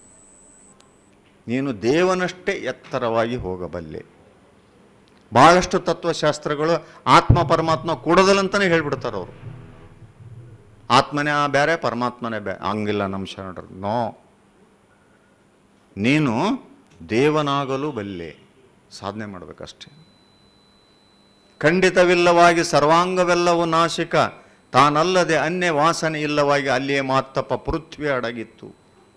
ಇಡೀ ಪೃಥ್ವಿಯನ್ನು ಗರ್ಭದೊಳಗಡಗಿಸ್ತಕ್ಕಂಥ ಶಕ್ತಿ ಕೊಡ್ತೈತೆ ಅಂತ ಹೇಳ್ತಾರೆ ನಾವು. ಸಾಮಾನ್ಯ ಅಲ್ಲ ಇದು ಇಷ್ಟಲಿಂಗ ಅಂದರೆ. ಅದಕ್ಕಾಗಿಯೇ ಎಲ್ಲರೂ ಓಡಿ ಓಡಿ ಓಡಿ ಓಡಿ ಬಂದರು. ಯಾರು? ಬೇರೆ ಬೇರೆ ಬೇರೆ ಬೇರೆ ಮಾರ್ಗಗಳೆಲ್ಲ. ಕಾರಣ ಇಷ್ಟೇ, ಅಂಥದ್ದೊಂದು ಅದ್ಭುತವಾದಂಥ ಸಿದ್ಧಾಂತ ಇದು. ಇದನ್ನು ನಾವು ಪರಿಗಣಿಸ್ಬೇಕಾದ್ರೆ ಮಾರ್ಗ ಏನೈತಲ್ಲ, ಪ್ರಾಕ್ಟಿಕಲ್ ಮಾರ್ಗಕ್ಕೆ ಹೋಗುವಾಗ ಒಂದಿಷ್ಟು ನಮಗೆ ಗೈಡೆನ್ಸ್ ಬೇಕು. ಇದಕ್ಕೆ ಪೂಜೆ ಹೆಂಗೆ ಮಾಡ್ಕೋಬೇಕು, ನಾವೆಲ್ಲರೂ ಫಸ್ಟ್ ಲಿಂಗಾಯತರಿಗೆ ಆಧಾರ ಏನಂದರೆ ಲಿಂಗ ನೆನ್ಪಿಟ್ಕೋಬೇಕು. ಯಾವುದಾದ್ರೂ ವ್ಯಕ್ತಿ ಲಿಂಗ ಇಲ್ಲದೆ ನಿಮಗೇನಾದರೂ ಬೋಧನೆ ಮಾಡ್ತಾ ಇದ್ದರೆ ಆ ಬೋಧನೆಯನ್ನು ನೀವು ಸ್ವೀಕಾರ ಮಾಡುವಂತಿಲ್ಲ. ಆತನಿಗೆ ಆ ಹಕ್ಕು ಇಲ್ಲ ಶರಣ ತತ್ವದಲ್ಲಿ. ಭಾಳಷ್ಟು ಮಂದಿ ಹಂಗೆ ಇದ್ದಾರೆ. ಈಗ ನಮ್ಮಲ್ಲಿ ನೋಡ್ತಾ ಇದ್ದೀವಿ ನಾವು, ಕೊರಳಾಗ ಲಿಂಗನೇ ಇರೋಂಗಿಲ್ಲ, 10 ಪುಸ್ತಕ ಬರೆದಾರ. ಅದನ್ನು ನೋಡಿ ನಾವು ಓದೀವಿ, ಏನೇನೋ ಆಗಿಬಿಟ್ಟಿವಿ, ನಮ್ಮಲ್ಲಿ ಅದಿಲ್ಲ ನಮ್ಮಲ್ಲಿ ಇದಿಲ್ಲ ಅಂತ ಜಗಳ ಮಾಡ್ಕೊಂತ ಹೊಂಟಿದ್ದೀವಿ. ಹಂಗಾಗಂಗಿಲ್ಲ. ಅದು ಸಾಧನೆ ಇಲ್ಲದವರು ಶರಣ ತತ್ವವನ್ನು ಮುಟ್ಟೋದಕ್ಕೆ ಸಾಧ್ಯ ಇಲ್ಲ. ಅಭೂತಪೂರ್ವವಾದಂಥ ಇದಿರೋದ್ರಿಂದ ಈಗ ಮುಂದೆ ಪ್ರಾಕ್ಟಿಕಲ್ ಮಾರ್ಗದಲ್ಲಿ ಸಮಯ ಆಗೈತೆ ರೀ. 4 ಗಂಟೆ ಆಗೈತೆ. ಟೀ ಬೇಕಾ? ಟೀ ಬ್ರೇಕ್ ಐತ್ರೆ, ಮಾಡ್ರಿ, ಬೇಕಾದ್ರೆ ಬ್ರೇಕ್ ಮಾಡಿರಿ. ಮತ್ತೆ ಮುಂದೆ ಸಮಾರೋಪ ಎಷ್ಟೊತ್ತಿಗೆ ಐತ್ರಿ? ಪರ ಇವಾಗ ಸಂವಾದ ಆಗುತ್ತಪ್ಪರೆ, ದಯವಿಟ್ಟು ಸುಮ್ಮನೆ ಅಪ್ಪರ ಸಂವಾದ ಆದಮೇಲೆ ನಾವು ಸಮಾರೋಪ ಸಮಾರಂಭ ಆದಮೇಲೆ ಟೀ ಬ್ರೇಕ್ ಮುಗಿಸೋರು ಒಟ್ಟಿಗೆ ಹೋಗ್ಬಿಡೋದು. ಸರಿ. ಹಾಗೆ ನೀವು ಮಾಡಿ ಅಪ್ಪರ, ಒಂದು 15 ನಿಮಿಷ. ಮತ್ತು ಪೂಜೆ ಮಾಡೋದ್ರಿಂದ ಲಾಭ ಏನಾಗತ್ತಂತ ಕೆಲವ್ರು ಕೇಳ್ತಾರೆ. ಲಾಭ ಏನು? ಯಾಕಂದ್ರೆ ನಮ್ಮದೆಲ್ಲ ಬದುಕು ಹೆಂಗಂದ್ರೆ ಲಾಭದ ಬದುಕು. ಲಾಭ ಇಲ್ಲಕ್ರೆ ನಾವೇನು ಮಾಡಲ್ಲ. ಏನು ಲಾಭ ರೀ? ದೇವ್ರೇನು ರೊಕ್ಕ ಕೊಡ್ತಾನ, ಏನನ್ನು ಕೊಡ್ತಾನ ಅಂತ. ಅದಕ್ಕೆ ಚನ್ನಬಸವಣ್ಣವ್ರು ಒಂದು ವಚನ ಭಾಳ ಸ್ಪಷ್ಟವಾಗಿ ಹೇಳ್ತಾರೆ. ಪೂಜೆ ಮಾಡೋದ್ರಿಂದ ನಿನಗೇನು ಲಾಭ? ಒಂದಂತೂ ನೀನು ದೇವನಾಗಬಲ್ಲೆ, ಅದು ಎತ್ತರದ ಸ್ಥಿತಿ. ಸಾಮಾನ್ಯ ಸ್ಥಿತಿಯಲ್ಲಿ ಏನು ಲಾಭ ಅಂತ ಹೇಳ್ತಾರೆ, ಶಕ್ತಿಯು ಸ್ಥೂಲವೊಂದು ಸೂಕ್ಷ್ಮವೊಂದು ಇತ್ತೆರನಾಗಿಪ್ಪುದು. ಸೂಕ್ಷ್ಮ ಶಕ್ತಿಯ ಪರಿಣಾಮ, ಸ್ಥೂಲ ಶಕ್ತಿಯ ಪರಿಣಾಮ ದೃಗ್ಗೋಚರವಾದುದು. ಸ್ಥೂಲ ಶಕ್ತಿಗೆ ಕೈ ಬಳಸ್ತಾ ಇದ್ದೀನಿ ನಾನು, ಬಾಯಿ ಬಳಸ್ತಾ ಇದ್ದೀನಿ, ಇಲ್ಲಿ ಶಕ್ತಿ ಬಳಕೆ ಆಗ್ತಾ ಇದೆ. ಇದು ದೃಗ್ಗೋಚರ. ನನ್ನ ಕೈ ಎತ್ತದ ಕಾಣ್ತತೆ, ಕಾಲು ನಡೆಯೋದು ಕಾಣ್ತತೆ, ಇದು ಒಂದು ಶಕ್ತಿ ದೃಗ್ಗೋಚರವಾದುದು. ಸೂಕ್ಷ್ಮ ಶಕ್ತಿಯ ಪರಿಣಾಮ ಪ್ರತ್ಯಕ್ಷವಾಗಿ ಪರಿಣಾಮಿಸುತ್ತಿಪ್ಪುದು. ಒಂದು ದೃಗ್ಗೋಚರ, ಒಂದು ದೃಗ್ಗೋಚರ ಇಲ್ಲ. ಒಳಗಡೆ ಏನು ಚೈತನ್ಯ ಐತಲ್ಲ ಅದು ಕಾಣುವುದಿಲ್ಲ. ಸೂಕ್ಷ್ಮ ಶಕ್ತಿ ಅದು. ಸೂಕ್ಷ್ಮ ಶಕ್ತಿಯ ಬಲದಿಂದನೇ ಸ್ಥೂಲ ಶಕ್ತಿ ಕೆಲಸ ಮಾಡ್ತಾ ಇರ್ತೈತಿ. ಇವುಗಳಲ್ಲಿ ಸೂಕ್ಷ್ಮ ಶಕ್ತಿಯ ವಿವರವೆಂತೆಂದೊಡೆ ಪ್ರಾಣಿಗಳ ಪುರಸ್ಕಾರದಿಂದ ಪುಣ್ಯವು, ತಿರಸ್ಕಾರದಿಂದ ಪಾಪವು ಅದೃಷ್ಟವಾಗಿರುವ ಫಳಯಂತೆ. ಪ್ರಾಣಿಗಳಂದ್ರೆ ತಿಳ್ಕೊಬೇಕು, ಎಲ್ಲ ಜೀವಿಗಳನ್ನು ನಿನ್ನಂತೆ ಕಂಡ್ರೆ ಅದು ನಿನ್ನ ಪುಣ್ಯ ಸಿಗ್ತೈತಿ ನಿನಗೆ. ತಿರಸ್ಕಾರ ಮಾಡಿದೆ ಅಂದರೆ ಕರ್ಮ ಸುತ್ತಿಗಂತೈತಿ. ಮತ್ತು ಕರ್ಮ ಅಂದ್ರೆ ನಮ್ಮಲ್ಲಿ ಇಲ್ಲ ಅಂತ ವಾದ ಮಾಡಿಬಿಡ್ರಿ ನೀವು. ನಮ್ಮಲ್ಲಿ ಕೆಲವು ತಲೆಯಾಳು ತೆಗೆದು ತುಂಬ ಕಷ್ಟ ಆಗಿದೆ ಈಗೇನು. ಈಗ ಏನಾಗ್ಬಿಟ್ಟಿದ್ರಿ, ಯಾರ್ದೋ ಭಾಷಣಗಳನ್ನ ಕೇಳಿ ಕೇಳಿ ಕೇಳಿ ಇವರು ಏನಾಗ್ಯಾರಂದರೆ ನಮ್ಮಲ್ಲಿ ಅದು ಇಲ್ಲ, ನಮ್ಮಲ್ಲಿ ಇದು ಇಲ್ಲ, ನಮ್ಮಲ್ಲಿ ಅದು ಇಲ್ಲ, ನಮ್ಮಲ್ಲಿ ಇದು ಇಲ್ಲ. ಇವ್ರನ್ನ ಕನ್ವಿನ್ಸ್ ಮಾಡೋದೇ ಇಷ್ಟು ಫಜಿತ ಆಗೈತಿ ಈಗಿದು. ಎಲ್ಲ ಇದೆ ರೀ, ಹರ್ಕೊಳ್ಳೋ ಮಾರ್ಗ ಹೇಳ್ತಾರೆ ಶರಣರು. ಇದಾದಮೇಲೆ ಕಾಲವು ಅಮೂರ್ತವಾಗಿ ಪತ್ರಿ ಪುಷ್ಪಾದಿ ಮೂರ್ತ ವಸ್ತುಗಳಿಗೆ ಕಾರಣವಾಗಿರುವಂತೆ. ಕಾಲ ಏನು ಮಾಡಿದೆ? ಪ್ರತಿಯೊಂದು ಜೀವಚರಗಳಿಗೆ ಅಮೂರ್ತವಾಗಿ ಅವುಗಳ ಹುಟ್ಟು, ಅವುಗಳ ಬೆಳವಣಿಗೆ, ಅವುಗಳ ಇದಕ್ಕೆ ಕಾರಣವಾಗಿರುವಂತೆ ಅಮೂರ್ತವಾದ ಶಕ್ತಿ ಇದೆ ಒಳಗಡೆ ಅಂತ ಹೇಳ್ತಾರೆ ಅವರು. ಸೂಕ್ಷ್ಮ ಶಕ್ತಿ ಅದು. ಗಿಡದಲ್ಲಿ ಹುಟ್ಟತಕ್ಕಂಥ ಹೂವು, ಗಿಡ, ಬೆಳೆ ನೋಡ್ರಿ. ಮತ್ತು ಮುಂದೆ ಹೇಳ್ತಾರೆ ಮಂತ್ರ ಪ್ರಯೋಗದಿಂದ ಉರಗನ ಗರಳವು ಹರಣವಾದಂತೆ. ಯಾರಿಗಾದ್ರೂ ಹಾವು ಕಡಿದ್ರೆ ಮಂತ್ರ ಪ್ರಯೋಗದಿಂದನೇ ಹಾವಿನ ವಿಷ ಇಳಿಸ್ತಿದ್ರು ಮೊದಲು. ಅಂದರೆ ಮಂತ್ರಕ್ಕೆ ಆ ಶಕ್ತಿ ಇತ್ತು. ಸೂಕ್ಷ್ಮ ಶಕ್ತಿಯನ್ನು ಟಚ್ ಮಾಡುವ ಶಕ್ತಿ ಮಂತ್ರಕ್ಕಿತ್ತು. ಮುಂದೆ ಹೇಳ್ತಾರೆ, ನಿಮಗರ್ಪಿತ ಪ್ರಸಾದದ ಪರಿಣಾಮದಿಂದ ಸೂಕ್ಷ್ಮ ಶಕ್ತಿಯಿಂದ ಅನಿಷ್ಟ ನಿವೃತ್ತಿ ಇಷ್ಟಾರ್ಥ ಪ್ರಾಪ್ತಿಗಳಾಗಿರ್ಪವು ಕೂಡಲ ಚೆನ್ನ ಸಂಗಮ ದೇವ. ನಿಮಗೆ ಅರ್ಪಿತವಾಗಿ ನಾನು ನಡ್ಕೊಂಡೆ, ಶಿವಯೋಗ ಮಾಡಿದೆ, ಶಿವಯೋಗದ ನಿರ್ದೇಶನದಂತೆ ನಾನು ಕಂಡೆ ಅಂದರೆ ನನ್ನೊಳಗೆ ಸೂಕ್ಷ್ಮ ಶಕ್ತಿ ಜಾಗೃತ ಆಗ್ತತಿ. ಆ ಸೂಕ್ಷ್ಮ ಶಕ್ತಿಯ ಕಾರಣದಿಂದ ನನಗೆ ಬರಬೇಕಾದಂಥ ಅನಿಷ್ಟಗಳು ದೂರ ಆತಾವಂತ ಹೇಳ್ತಾರೆ ಇಲ್ಲಿ. ಮತ್ತು ಇಷ್ಟಾರ್ಥ ಸಿದ್ಧಿಯಾಗಿಪ್ಪುದು. ಇದು ಚನ್ನಬಸವಣ್ಣವ್ರ ರಚನೆ ನಂದಲ್ಲ. ಆಗತ್ತೆ, ಮಾಡಬೇಕಲ್ಲ ನಾವು. ಅದ್ರ ಬದಲು ಹೋಗ್ತು ಜ್ಯೋತಿಷಿತಾಗ ಹೋಗೋಕೋತಿ ಕೇಳಕೋತೀವಿ, ಹೆಂಗೆ ಒಳ್ಳೇದಾತೈತಿ ರೀ ನಮಗಿದು, ಭಾಳ ಕಾಡಾಕತ್ತೈತಿ. ಕಾಡಾಕತ್ತೈತಿ ಎದಕ್ಕೆ ಕಾಡಾಕತ್ತೈತಿ? ನಿನ್ನ ಗುಣದಿಂದ ಕಾಡಾಕತ್ತೈತಿ. ಜಗತ್ತಿನ ಜೀವಿಗಳನ್ನು ಭಿನ್ನವಾಗಿ ನೋಡಿದ್ವಿ, ಅದಕ್ಕೆ ಕಾಡಾಕತ್ತೈತಿ. ರಿಪೇರಿ ಮಾಡ್ಕೋಬೇಕಾಗಿದ್ದು ಇಲ್ಲಿ ಅವನೊಂದು ಏನಾನ ಹೇಳ್ತಾನೆ, ಅಲ್ಲಿಗೆ ಹೋಗು ಇಲ್ಲಿಗೆ ಹೋಗು, ಆ ಪೂಜೆ ಮಾಡು ಈ ಪೂಜೆ ಮಾಡು, ಬರೀ ಸುಳ್ಳು. ಇಲ್ಲಿ ಹೇಳ್ತಾರೆ, ಅದಕ್ಕೆ ಮೂಲ ಸೂತ್ರ ಹೇಳ್ತಾರೆ, ಸೂಕ್ಷ್ಮ ಶಕ್ತಿಯನ್ನು ಜಾಗೃತ ಮಾಡಿಕೊ ನೀನು. ಎದರ ಮೂಲಕ? ಎಲ್ಲ ಜೀವಿಗಳನ್ನು ನಿನ್ನಂತೆ ಕಾಣು. ಅವಾಗ ನಿನ್ನ ಸೂಕ್ಷ್ಮ ಶಕ್ತಿ ಒಳಗಡೆ ವೃದ್ಧಿ ಆಗ್ತದೆ. ಶಿವಯೋಗ ಮಾಡ್ಕೋ, ಸೂಕ್ಷ್ಮ ಶಕ್ತಿ ವೃದ್ಧಿ ಆಗ್ತೈತಿ. ಅದರಂಗ ಕ್ರಿಯೆ ಮಾಡು, ನೀನು ಬಲಶಾಲಿ ಆಗ್ತೀಯ ಅಂತರಂಗದಿಂದ. ಅಂತರಂಗದಿಂದ ಬಲಶಾಲಿ ಆದರೆ ನಿನಗೆ ಬರಬಹುದಾದ ಎಲ್ಲ ಅನಿಷ್ಟಗಳು ದೂರ ಆತವ. ಸಾವು ಸಹಿತ ನಿನ್ನ ಸಮೀಪ ಬರಲ್ಲ ಅಂತ ಹೇಳ್ತಾನೆ. ಮತ್ತು ಲಿಂಗದಕ್ಕಿಂತ ಇದಕ್ಕಿಂತ ಪರಿಣಾಮಕಾರಿಯಾದಂಥ ಇದೇನು ಬೇಕು? ಚನ್ನಬಸವಣ್ಣವ್ರು ಹೇಳಿದ ವಚನ ಇದು. ಅದಕ್ಕಾಗಿ ಅದನ್ನು ನೋಡಬೇಕು. ನೋಡಿ ಮತ್ತೆ ಅವು ಶಕ್ತಿ ಮಂತ್ರದ ಮಾಡೋದ್ರಿಂದ ಸಿದ್ಧಿ ಆತಾವ್ರಿ. ಪರಿಣಾಮ ಇದೆ ಅದಕ್ಕೆ. ಅಣಿಮಾದಿ ಸಿದ್ಧಿಗಳಿಗೂ ಪರಿಣಾಮ ಇದೆ. ಸಿದ್ದರಾಮೇಶ್ವರ ಭಾಳ ಸೂಕ್ಷ್ಮ ಹೇಳ್ತಾರೆ, ಯಾವುದೇ ಮಂತ್ರಗಳನ್ನು ಜಪಿಸುವಾಗ ಜಪಿಸಬಾರದು ಕುಮಂತ್ರಗಳ, ಜಪಿಸಬಾರದು ಮಾರಣ ಮಂತ್ರಗಳ. ಇನ್ನೊಬ್ಬರನ್ನು ಕೊಲ್ಲೋದಕ್ಕೂ ಮಂತ್ರ ಇದಾವೆ, ನೆನ್ಪಿಟ್ಕೊಳ್ರಿ ನೀವು.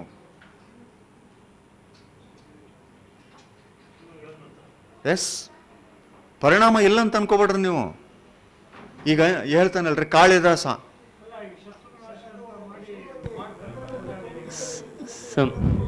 ಸಂವಾದದಲ್ಲಿ ಪ್ರಶ್ನೆಗಳನ್ನ ದಯವಿಟ್ಟು ಸರ್. ಆಮೇಲೆ ಇದು ಕಾಳಿದಾಸ ಕ್ಷೇತ್ರ ಆಗೋದು ಬೇಡ. ಚರಮಗೀತೆ ಹಾಡ್ತಾನಲ್ಲ, ಯಾರ್ದು? ಆತನ ಸ್ನೇಹಿತ ರಾಜನ್, ಭೋಜರಾಜನ್ ಸತ್ತೋಗ್ತಾನಲ್ಲ. ಸಾಧ್ಯ ಇದೆ ಇದು. ಮಾಡಬಾರ್ದಂತಾರೆ ಅವರು ಸಿದ್ದರಾಮೇಶ್ವರು. ಪಠಿಸಬಾರದು ಕುಮಂತ್ರಗಳ, ಪಠಿಸಬಾರದು ಮಾರಣ ಮಂತ್ರಗಳ. ಭಾಳ ಸ್ಪಷ್ಟ ಹೇಳ್ತಾರೆ ಇದನ್ನು. ಮಂತ್ರ ಹೆಂಗಿರ್ಬೇಕಂದ್ರೆ ನಿನ್ನ ಅಂತರಂಗದ ಸಿದ್ಧಿಗಾಗಿರಬೇಕು, ನಿನ್ನ ಸ್ವರೂಪ ಕಾಣೋದಕ್ಕೆ ಇರಬೇಕೇ ಹೊರತು ಬೇರೆ ಅದಕ್ಕೆ ಮಂತ್ರಗಳನ್ನ ಬಳಸುವಂತಿಲ್ಲ.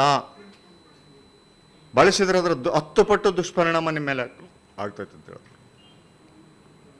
ಇದೇ ಶಕ್ತಿಗಳು ಇಲ್ಲ ಅಂತಲ್ಲ, ಮಂತ್ರಕ್ಕೆ ಆ ಸಾಮರ್ಥ್ಯ ಇದೆ. ಬಟ್ ಮಂತ್ರ ಯಾವುದೇ ಬಳಸಿದ್ರು ಸಹಿತ ಅದರ ತಾಯಿ ಬೇರು ಯಾರಂದರೆ ಬಸವ. ನೆನ್ಪಿಟ್ಕೊಳ್ರಿ. ಇವರು ಒಂದು ಕಡೆ ಶಿವಾಚಾರ್ಯ ಸಂಸ್ಕೃತಿಯವರು ಓಂ ನಮ ಶಿವಾಯ ಓಂ ನಮ ಶಿವಾಯ ಅಂತ ಬಳಸ್ತಿರ್ತಾರೆ. ಶಿವಾಚಾರ್ಯ ಸಂಸ್ಕೃತಿಯ ಒಬ್ಬ ಸಾಧಕ ಬರ್ದಾನೆ, ಬ ಸ ವಂಂ ಬಂ ಸಂ ವಂಂ ಇಲ್ಲದೆ ನಮ ಶಿವಾಯ ಓಂ ಅನ್ನುವ ಮಂತ್ರಕ್ಕೆ ಯಾವುದೇ ತಳಹದಿ ಇಲ್ಲ ಅಂತ ಬರ್ದಾನ. ಸಾಕ್ಷಿ ಇದೆ, ನಿಮಗೆ ಕೊಡ್ತೀನಿ. ಬಸವ ಇಲ್ಲದೆ ನಿಮ್ಮ ಮಂತ್ರಗಳೆಲ್ಲ ನಿಷ್ಫಲ ಅಂತ ಬರ್ದಾನ. ಏನು ಮಾಡ್ತಾರೆ ನೀವು? ಬಸವಣ್ಣ ನಮ್ಮ ಶಿಷ್ಯ ಹೋಯ್ತದು. ಬಸವ ನಿಲ್ಲದೆ ಮಂತ್ರಕ್ಕೆ ಯಾವುದೇ ಆಧಾರ ಇಲ್ಲ. ಸಿದ್ದರಾಮೇಶ್ವರ ಹೇಳ್ತಾರಲ್ರಿ, ಸೀಮೆ ಸಾಯುಜ್ಯವ ಮೀರಿಪ್ಪ ಮಂತ್ರಕ್ಕೆ ರಾಜಮಂತ್ರವು ತಾನೇ ಪಂಚಾಕ್ಷರಿಯು. ಪಂಚಾಕ್ಷರಿಯ ಗುಣದ ಬಸವಾಕ್ಷರ ತ್ರಯದ ಧ್ಯಾನದ ಮೌನದ ತ್ರೈಲಿಂಗ ಮೂಲಕ್ಕೀಗ ಬಸವಾಕ್ಷರವು ಮಾತೆಯಯ್ಯ ಕಪಿಲ ಸಿದ್ಧ ಮಲ್ಲಿಕಾರ್ಜುನ.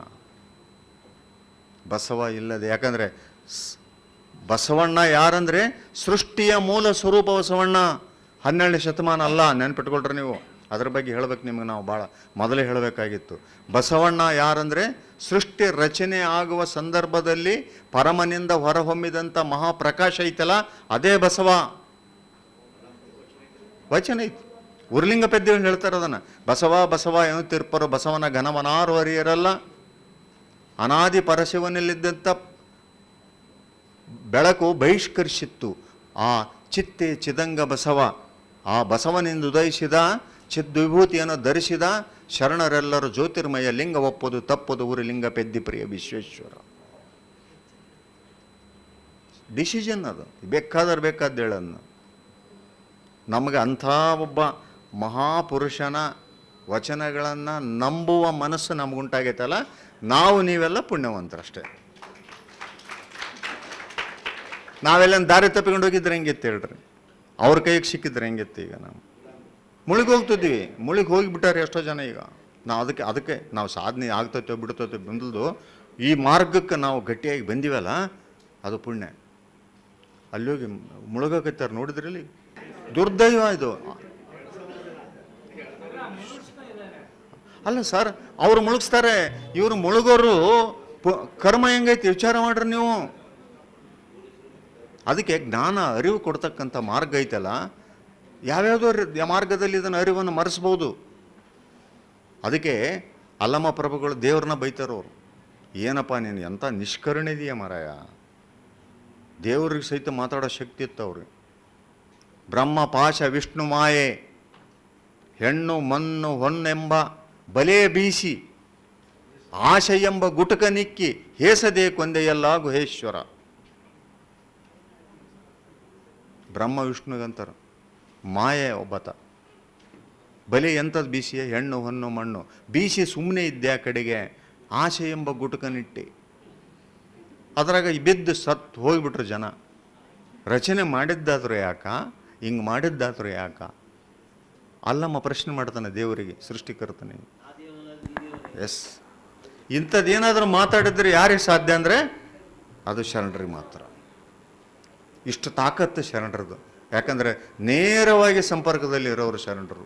ದೇವನೊಡನೆ ನೇರ ದಿನ ಪೂಜೆ ಮಾಡಿ ದಿನ ಮಾತಾಡ್ತೀವಿ ನಾವು ಅವತ್ತೂ ಕೂಡ. ಏನಪ್ಪ ಇದು ನಿಂದು ಈ ಮಾರ್ಗ ಐತಲ್ಲ, ಇದು ಶ್ರೇಷ್ಠವಾದ ಮಾರ್ಗ. ಇನ್ನೂ ಕೆಲವು ವಚನಗಳದಾವ, ನೀವು ನೋಡಿಬಿಟ್ರೆ ಏನಪ್ಪ ಹಿಂಗೂ ಮಾತಾಡ್ತಾರ ಅಂತ. ಸಮಯ ಮುಗಿತಾ? ಹಾಂ, ಅಲ್ಲೇನು ಟೀ ಗೀ ಬಂದೈತಂತ ಕಾಣ್ತದೆ. ಇಲ್ಲ ಟೀ ಇವಾಗಿಲ್ಲ, ಟೀ ಬ್ರೇಕ್ ಇವಾಗಿಲ್ಲ. ಇದು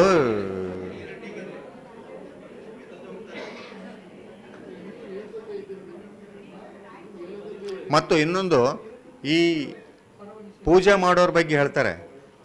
ಮೂರ್ತಿ ಪೂಜೆ ಮಾಡೋರ ಬಗ್ಗೆ ಒಂದು ವಚನ ಇದೆ, ನಿಮ್ಗೆ ನೋಡಿರ್ಬೇಕು. ನೀವು ಮೊನ್ನೆ ಚಿಂತನೆ ಆಯ್ತದು.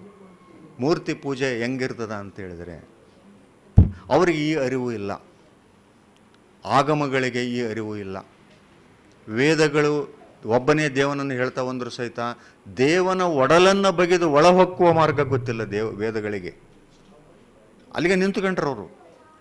ಶಾಸ್ತ್ರ ಘನವೆಂಬನೇ ಕರ್ಮವು ಭಜಿಸುತ್ತಿದೆ, ವೇದ ಘನವೆಂಬನೇ ಪ್ರಾಣಿವದೇ ಹೇಳುತ್ತಿದೆ, ಶ್ರುತಿ ಘನವೆಂಬನೇ ಇದಿರಿಟ್ಟು ಹರಸುತ್ತಿದೆ, ಅಲ್ಲೆಲ್ಲಿಯೂ ನೀವಿಲ್ಲದ ಕಾರಣ. ಶಬ್ದ ಹೆಂಗೆ ಬಳಸ್ತಾರೆ, ತ್ರಿವಿಧ ದಾಸೋಹದಿಂದಲ್ಲದೆ ನಿಮ್ಮ ಕಾಣಬಾರದು. ಡಿಸಿಷನ್. ನಮಃ ಶಿವಾಯ ಓಂ ನಮಃ ಶಿವಾಯ ಓಂ ಮಂತ್ರವ ಭೇದಿಸಲ್ಲೇ ಅರಿಯದೆ ನಿಂದವು ವೇದ. ಮಂತ್ರನ ಭೇದಿಸಕ್ಕೆ ಬರಲಿಲ್ಲ ಅಂತಾರೆ ಬಸವಣ್ಣವರದು. ನಿಂದವು ಶಾಸ್ತ್ರ, ನಿಂದವು ತರ್ಕ. ನಮಃ ಶಿವಾಯ ಓಂ ಮಂತ್ರ ಏನು ಅಂದ್ರಿ, ಅದನ್ನು ಭೇದಿಸಕ್ಕೆ ಬರಲಿಲ್ಲ ನಿಮ್ಗೆ ಅಂತಾರೋ, ಒಳ ಹೋಗಕ್ಕೆ ಬರಲಿಲ್ಲ. ಅಲ್ಲೇ ಫೇಲ್ ಆಗಿದ್ದು ನೀವು. ಅದಕ್ಕೆ ವೇದವೆಂಬುದು ಓದಿನ ಮಾತು, ಶಾಸ್ತ್ರವೆಂಬುದು ಸಂತೆಯ ಸುದ್ದಿ. ಯಾಕಂದ್ರೆ ಇದಕ್ಕೆ ನಿಲುಗಡೆ ಆಯ್ತು ಅವ್ರಿಗೆ ಮುಂದೆ ದಾರಿ ಸಿಗಲಿಲ್ಲ. ಹೌನ್ರಿ, ಮೂರು ಹಾಗೆ ಆಯ್ತು ಅವರಿಗೆ. ಪೂರ್ಣ ದಾರಿ ಅಲ್ಲ ಅದು, ಪೂರ್ಣ ಮಾರ್ಗ ಅಲ್ಲ ಅದು. ಇವತ್ತು ಯಾಕೆ ಹೆದರ್ಯಾರವ್ರಂದ್ರೆ, ಇವತ್ತು ಬಸವಣ್ಣನೂ ನಮ್ಮತ ಅಂತ ಅನ್ಕೊಳ್ಳೋ ಸ್ಥಿತಿಗೆ ಯಾಕೆ ಬಂದಾರಂದ್ರೆ, ಒಂದು ಇದನ್ನು ಮೀರಿ ಹೋಗುವ ತಾಕತ್ತು ಅವರಿಗಿಲ್ಲ. ಎರಡನೇದು ನಮ್ಮತ್ನ ಮಾಡಿಕೊಂಡು ಅಪ್ಪಿಕೊಂಡು ಧೃತರಾಷ್ಟ್ರ ಪ್ರೇಮದಿಂದ ಅಪ್ಪಿಕೊಂಡು ಇಲ್ಲ ಅಂದಂಗೆ ಮಾಡೋದು. ಎಸ್, ಇಲ್ಲ ಅವ್ರ ತತ್ವ ಸಣ್ಣದಾಗ್ತದೆ ಸರ್. ಅವ್ರ ತತ್ವ ಈಗ ಕುರುಕ್ಷೇತ್ರ ಯುದ್ಧ ಆದ ಕೂಡಲೇ ಅಪ್ಪಿಗಳಕ್ಕೆ ಹೋದ ಭೀಮನ್ನ ಯಾರು? ಧೃತರಾಷ್ಟ್ರ. ಪ್ರೇಮದಿಂದ ಏನದು? ಪ್ರೇಮದಿಂದ ಅಪ್ಪಿಗೆ ಅಲ್ಲದು, ಇವನು ಹೆಂಗನ ಮಾಡಿ ಇಸಿಬಿಡನ್ ಇದ್ರಾಗ ಅಂತ ಹಂಗಾಗಿ ತೆಗೆದು ಹೇಳ್ತಾರೆ. ಅಷ್ಟಂದ್ರೆ ಪರವಾಗಿಲ್ಲ, ಅಷ್ಟಂದ್ರೆ ಪರವಾಗಿಲ್ಲ. ಆದರೆ ಅಷ್ಟು ಹೇಳೋಕ್ಕೂ ಬಿಟ್ಟಿಲ್ಲ. ಇದೇನು ಹಾರವರು ತಮಗೊಂದು ಬಟ್ಟೆ ಶಾಸ್ತ್ರಕ್ಕೊಂದು ಬಟ್ಟೆ, ನಮ್ಮವ್ರಂತೂ ಅನ್ನಕ್ಕೆ ಧೈರ್ಯ ಸಹಿತ ಇಲ್ಲ. ಹಂಗೆ ಮಾಡ್ಯಾನತ. ಏನು ನಿಮ್ಮ ಕತೆ ಅಂದತ್? ಅದಕ್ಕೆ ಬುದ್ಧನ ನಮ್ಮ ತಂದ್ರು ಓಕೆ, ಬಸವಣ್ಣನ ನಮ್ಮ ತನದ ಆಗೋಲ್ದು ಇನ್ನು ತನಕ. ವಚನಗಳಂಗದ ಸರ್, ಬೆಂಕಿ ಚೆಂಡ ಅದು, ಎಲ್ಲಿಟ್ರು ಸುಡ್ತೈತೆ ಅದು. ಅದಕ್ಕೆ ನಿಜವಾಗಿ ಏನೈತಲ್ಲ, ಈಗಿನ ದಿನಮಾನ ಬಸವಣ್ಣನವರ ದಿನಮಾನಗಳು ಇವು, ಮುಂದಿನ ದಿನಮಾನಗಳು. ಅದರ ಬಗ್ಗೆ ಯಾವ ಶಕ್ತಿ ಬಂದರೂ ಇದು ನಿಲ್ಸಕ್ಕೆ ಸಾಧ್ಯ ಇಲ್ಲ. ಇದು ಮಾತ್ರ ಹೇಳ್ತಾನೆ ಬೇಕಾದ್ರೆ. ಯಾವ ಶಕ್ತಿ ಬಂದರು, ನಿನ್ನೆ ನಾನು ಹೇಳಿದ್ನಲ್ಲ, 1500 ಜನ ಇದ್ದರು, ಗುರುಸ್ಥಳದವರಿದ್ದರು. ಇದೇ ಮಾತುಗಳನ್ನು ಬಿಚ್ಚಿ ಆಡಿದ, ಒಬ್ಬರು ಬಾಯಿ ತೆಗಿಲಿಲ್ಲ ಅಲ್ಲಿ, ಒಬ್ಬರು ಮಾತಾಡಲಿಲ್ಲ. ಒಂದು 10 ಜನ ವಿರಕ್ತರಿದ್ದರು, ಒಂದು 5 ಜನ ಗುರುಸ್ಥಳದವರಿದ್ದರು. ಸ್ವಾಮಿಗಳ ವೇದಿಕೆ ಮೇಲೆ ಎಲ್ಲರೂ ಒಬ್ಬರು ಮಾತಾಡಲಿಲ್ಲ, ಏನು ವಿರೋಧ ಮಾಡಲಿಲ್ಲ. ವಚನಗಳದಾವ, ಏನು ವಿರೋಧ ಮಾಡ್ತಾರೆ? ಏನು ನಮ್ದೇನಂದ್ರೆ ಟೀಕೆ ಮಾಡಿದ್ರೆ ವಿರೋಧ ಮಾಡ್ತಾರೆ, ವಚನಗಳು ಹೇಳ್ಯಾವ.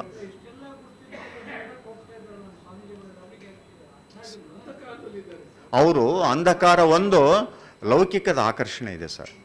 ಬಟ್ಟೆ ಹಾಕ್ಯಂಡಾರ ಅವರಷ್ಟೇ, ಬಟ್ಟೆ ಹಾಕ್ಯಂಡದಕ್ಕೆ ನಮಸ್ಕಾರ ಮಾಡ್ತಾ ಇದೀವಿ ನಾವು. ನೀವು ಅವ್ರನ್ನ ಸಾಧಕರಂತ ನಮಸ್ಕಾರ ಮಾಡಕತ್ತೀರ ನೀಗ? ಇಲ್ಲಲ್ಲ, ಏನೂ ಅಲ್ಲ, ಏನೂ ಅಲ್ಲ. ಒಂದು ಪೀಠಕ್ಕೆ ಮಾಡಿದ್ರು ಏನೂ ಇಲ್ಲ ಅವ್ರ ತಕ್ಕ. ನಿನ್ನೊಬ್ರು ಸ್ವಾಮಿ ಇಳ್ಯಾಕತ್ತಿದ್ದ, ಅವನು ಪಾಪ ನಮ್ಮ ಹುಡುಗ, ಅವನು ಮಾಂತೇಶ್ ಅಂತ. ಎಷ್ಟು ದಾಡಿಸಿದೇನೆಂದ್ರೆ, ಅಪ್ಪಾರೇ ಹೋಗಂಗಿದ್ರೆ ಹೋಗ್ಬಿಡ್ರಿ ನೀವು. ಸ್ವಾಮಿಯರಿಗೆ ಹೇಳಕತ್ತೆ ನಾವು, ಹೋಗಂಗಿದ್ರೆ ಹೋಗ್ಬಿಡ್ರಿ, ಮತ್ತೆ ಬರ್ಬೇಡ್ರಿ ನೀವು. ಯಾಕಂದ್ರೆ ನೀವು ಮಾಡೋ ಕೆಲಸನ ಅವ್ರು ಮಾಡಕತ್ತಾರ. ಇಂಥ ಕಾರ್ಯಕ್ರಮ ಆಯೋಜನೆ ಮಾಡಿವಿ, ಎಷ್ಟು ಜನ ಇದ್ದಾರ, ಇಳ್ದೋತ್ರ ನೀವು ಅಂದವ. ಸ್ವಾಮಿಯವ್ರು ಮತ್ತೆ ಬಂದು ಕೂತ್ಕೊಂಡ್ರು. ಇದು ಈ ದ್ರಾಷ್ಟ್ಯತೆ ಬರ್ಬೇಕ್ರಿ ಸರ್. ಎಸ್, ಅದಕ್ಕೆ ನನಗೆ ಬರ್ತೈತಿ. ಆ ಹುಡುಗ ಒಂದ್ಸಲ ಎಲ್ಲಿ ಶರನ್ನವ ಜಾತ್ರೆ ನಡೀತಿತ್ತಂತೆ, ಬಸವಣ್ಣನ ಧ್ವಜ ಹಿಡ್ಕೊಂಡು ಹೋಗ್ಬಿಟ್ನಂತ ಅಲ್ಲಿ ಜಾತ್ರೆ, ಶರನ್ನವ ಉತ್ಸವಕ್ಕೆ ಬಸವಣ್ಣನ ಫೋಟೋ ಇಟ್ಕೊಂಡು. ಹಿಂಗೆ ಆ ಸ್ವಾಮಿಗಳು ಬಂದ್ರಂತ ರಂಭಾಪುರದವ್ರು, ಏಯ್ ತೆಳಗಿಳಿಸದ್ನಂದ್ರಂತ. ಏನು ತೆಳಗಿಳಿಸ್, ನೀವಿಡ್ರಿ ಕೆಳಗನ್ನಂತ. ನಾವು ರಕ್ತ ಹರಿಸಿ ಈತನ ಮ್ಯಾಲೆ ತಂದೀವಿ, ರಕ್ತ ಹರಿಸಿ ತಂದೀವಿ, ನೀವಿಡ್ರಿ ತೆಳಗನ್ನಂತ. ಸುಮ್ಮನೆ ಬಿಟ್ರನ್ ಸ್ವಾಮಿಗಳು, ಏನಿಲ್ಲ. ಆ ತಾಕತ್ತು ನಮಗೆ ಬರಬೇಕು. ಯಾಕಂದ್ರೆ ನಮಗೆ ನೋವಿದೆ, ಸಾವಿರಾರು ಜನರ ಬಲಿದಾನ ಆಗಿದೆ ಇದಕ್ಕೆ. ಶರಣರು ಎಲ್ಲಿ ಬೇಕಲ್ಲಿ ಚೆಲ್ಲಾಡಿ ರಕ್ತ ಸರಿಸಿ ಹೋಗಿದ್ದಾರೆ, ಪ್ರಾಣ ಕೊಟ್ಟಿದ್ದಾರೆ. ಇವತ್ತು ನಾವು ಅಲ್ಲೇ ಅಂದ್ರೆ ಸರಿ, ಅಲ್ಲ, ಈಗ ನಾವು ಅರಿವಿದ್ದರಾದ್ರೂ ಗಟ್ಟಿತನ ನಿಲ್ಕಲ್ಲ ಸರ್. ಅರಿವಿದ್ದರಾದರೂ, ಈಗ ಕೆಲವು ಜನರು ಸಾಮಾನ್ಯರಿಗೆ ಅರಿವಿಲ್ಲ, ನಮಗಾದ್ರೂ ಬೇಕಲ್ಲ. ಈ ನೆಲೆಯಲ್ಲಿ ಇನ್ನೂ ಭಾಳಷ್ಟು ವಿಷಯಗಳಿದ್ದಾವೆ.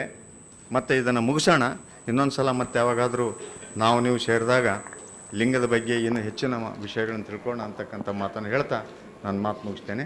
ಶರಣು ಶರಣ. ಇಲ್ಲಿನವರೆಗೂ ಶಿವಯೋಗ ಮತ್ತು ಇಷ್ಟಲಿಂಗದ ವೈಶಿಷ್ಟ್ಯತೆಯ ಕುರಿತಾಗಿ ಅನುಭವ ನಡೆ ಮಾಡಿರ್ತಕ್ಕಂಥ ರುದ್ರಪ್ಪರಿಗೆ ಭಕ್ತಿಯ ಶರಣಾರ್ಥಿಗಳು. ಇಲ್ಲಿನವರೆಗೂ ರುದ್ರಪ್ಪ ರೆಡಿ ಮಾಡ್ತಕ್ಕಂಥ ಅನುಭವ ಮಾಡ್ತಕ್ಕಂಥ ವಿಷಯದ ಮೇಲೆ ಯಾರಿಗಾದರೂ ಸಂಶಯ ಇದ್ದರೆ ಒಂದಿಬ್ಬರು, ಯಾಕೆ ಸಮಯ ಆಗಿರೋದ್ರಿಂದ ದಯವಿಟ್ಟು ಅವಕಾಶ ಕೊಡ್ತೀನಿ. ತುಂಬ ಮುಖ್ಯವಾಗಿರ್ತಕ್ಕಂಥದ್ದು, ಬೇಕೇ ಬೇಕು ಅಂತಕ್ಕಂಥದ್ದು ಏನಾದರೂ ವಿಚಾರ ಇದ್ದರೆ 2 ಪ್ರಶ್ನೆಗಳನ್ನ ತಾವು ಕೇಳ್ಬೋದು. ಯಾರಿಗಾದರೂ ಇದೆಯಾ, ಸಂಶಯಗಳಿದೆಯಾ?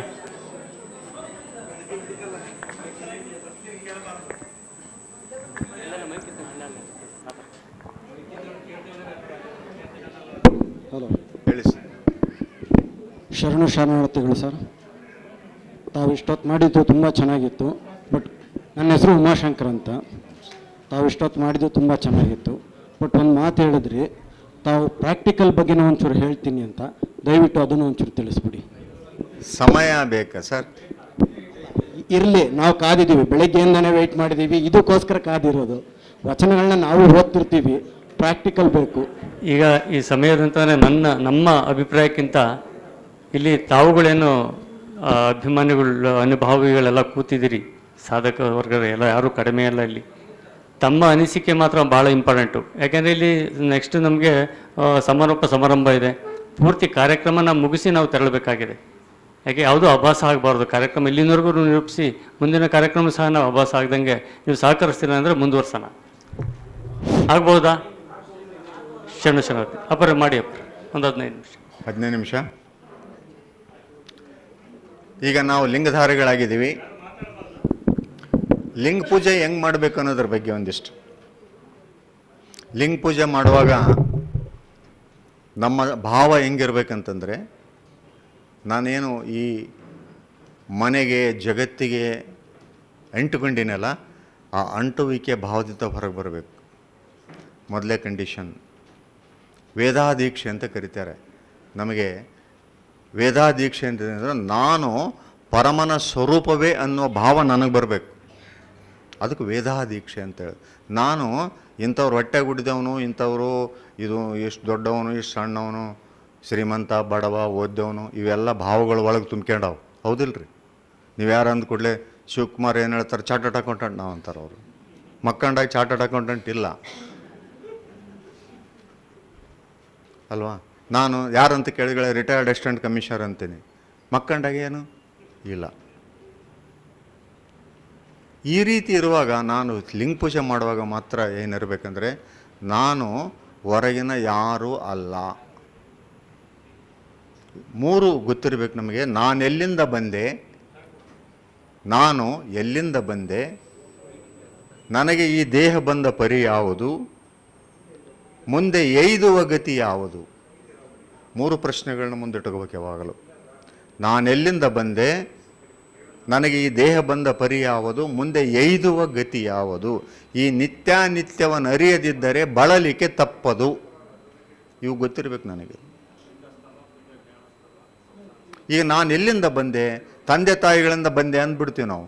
ನಿಜವಾಗಿ ತಂದೆ ತಾಯಿಗಳು ಮದುವೆ ಆಗೋಕ್ಕಿಂತ ಮುಂಚೆ ಎಲ್ಲಿದ್ದೆ? ಪರಮನ ಆಶ್ರಯದೊಳಗನೇ ಇದ್ದೆ ನಾನು. ಪರಮನ ಸ್ವರೂಪನೇ ನಾನು ಇದ್ದೆ. ಸರಿ, ಬಂದೆ. ಆತ ಬಂದು ಆತನ ಅಣತಿಯಂತೆ ಬಂದ್ಬಿಟ್ಟಿದ್ದೀನಿ. ಈಗ ನನಗೆ ದೇಹ ಮನ ಭಾವಗಳು ಜೋಡಿಯಾಗಿದ್ದಾವೆ. ತಾಯಿ ಗರ್ಭದಲ್ಲಿ 9 ತಿಂಗಳು ಬಂದಿದ್ದೀನಿ. ಅದಾದ ನಂತರ ತಾಯಿಯ ಹೊಟ್ಟೆಲಿಂದ ಹೊರಗೆ ಬಂದು ಪ್ರಕೃತಿಯ ನೆಲೆಯಲ್ಲಿ ಬೆಳೆದು ದೇಹ ಬಂದಿದೆ. ದೇಹಕ್ಕೆ ಸಂಬಂಧಪಟ್ಟಂಗೆ ಮನಸ್ಸು ಬಂದಿದೆ. ಮತ್ತು ಭಾವದಲ್ಲಿ ಸಹಿತ ನಾನು ಇಂಥವನು ಅಂಥವನು ಅಂತ ಪ್ರಕೃತಿ ಗುಣಗಳೆಲ್ಲ ಬಂದ್ಬಿಟ್ಟಿದ್ದಾವೆ ಈಗ ನನಗೆ. ಸರಿ, ಬಂದ್ಬಿಟ್ಟವೆ. ಈಗೇನು ಮಾಡಬೇಕು?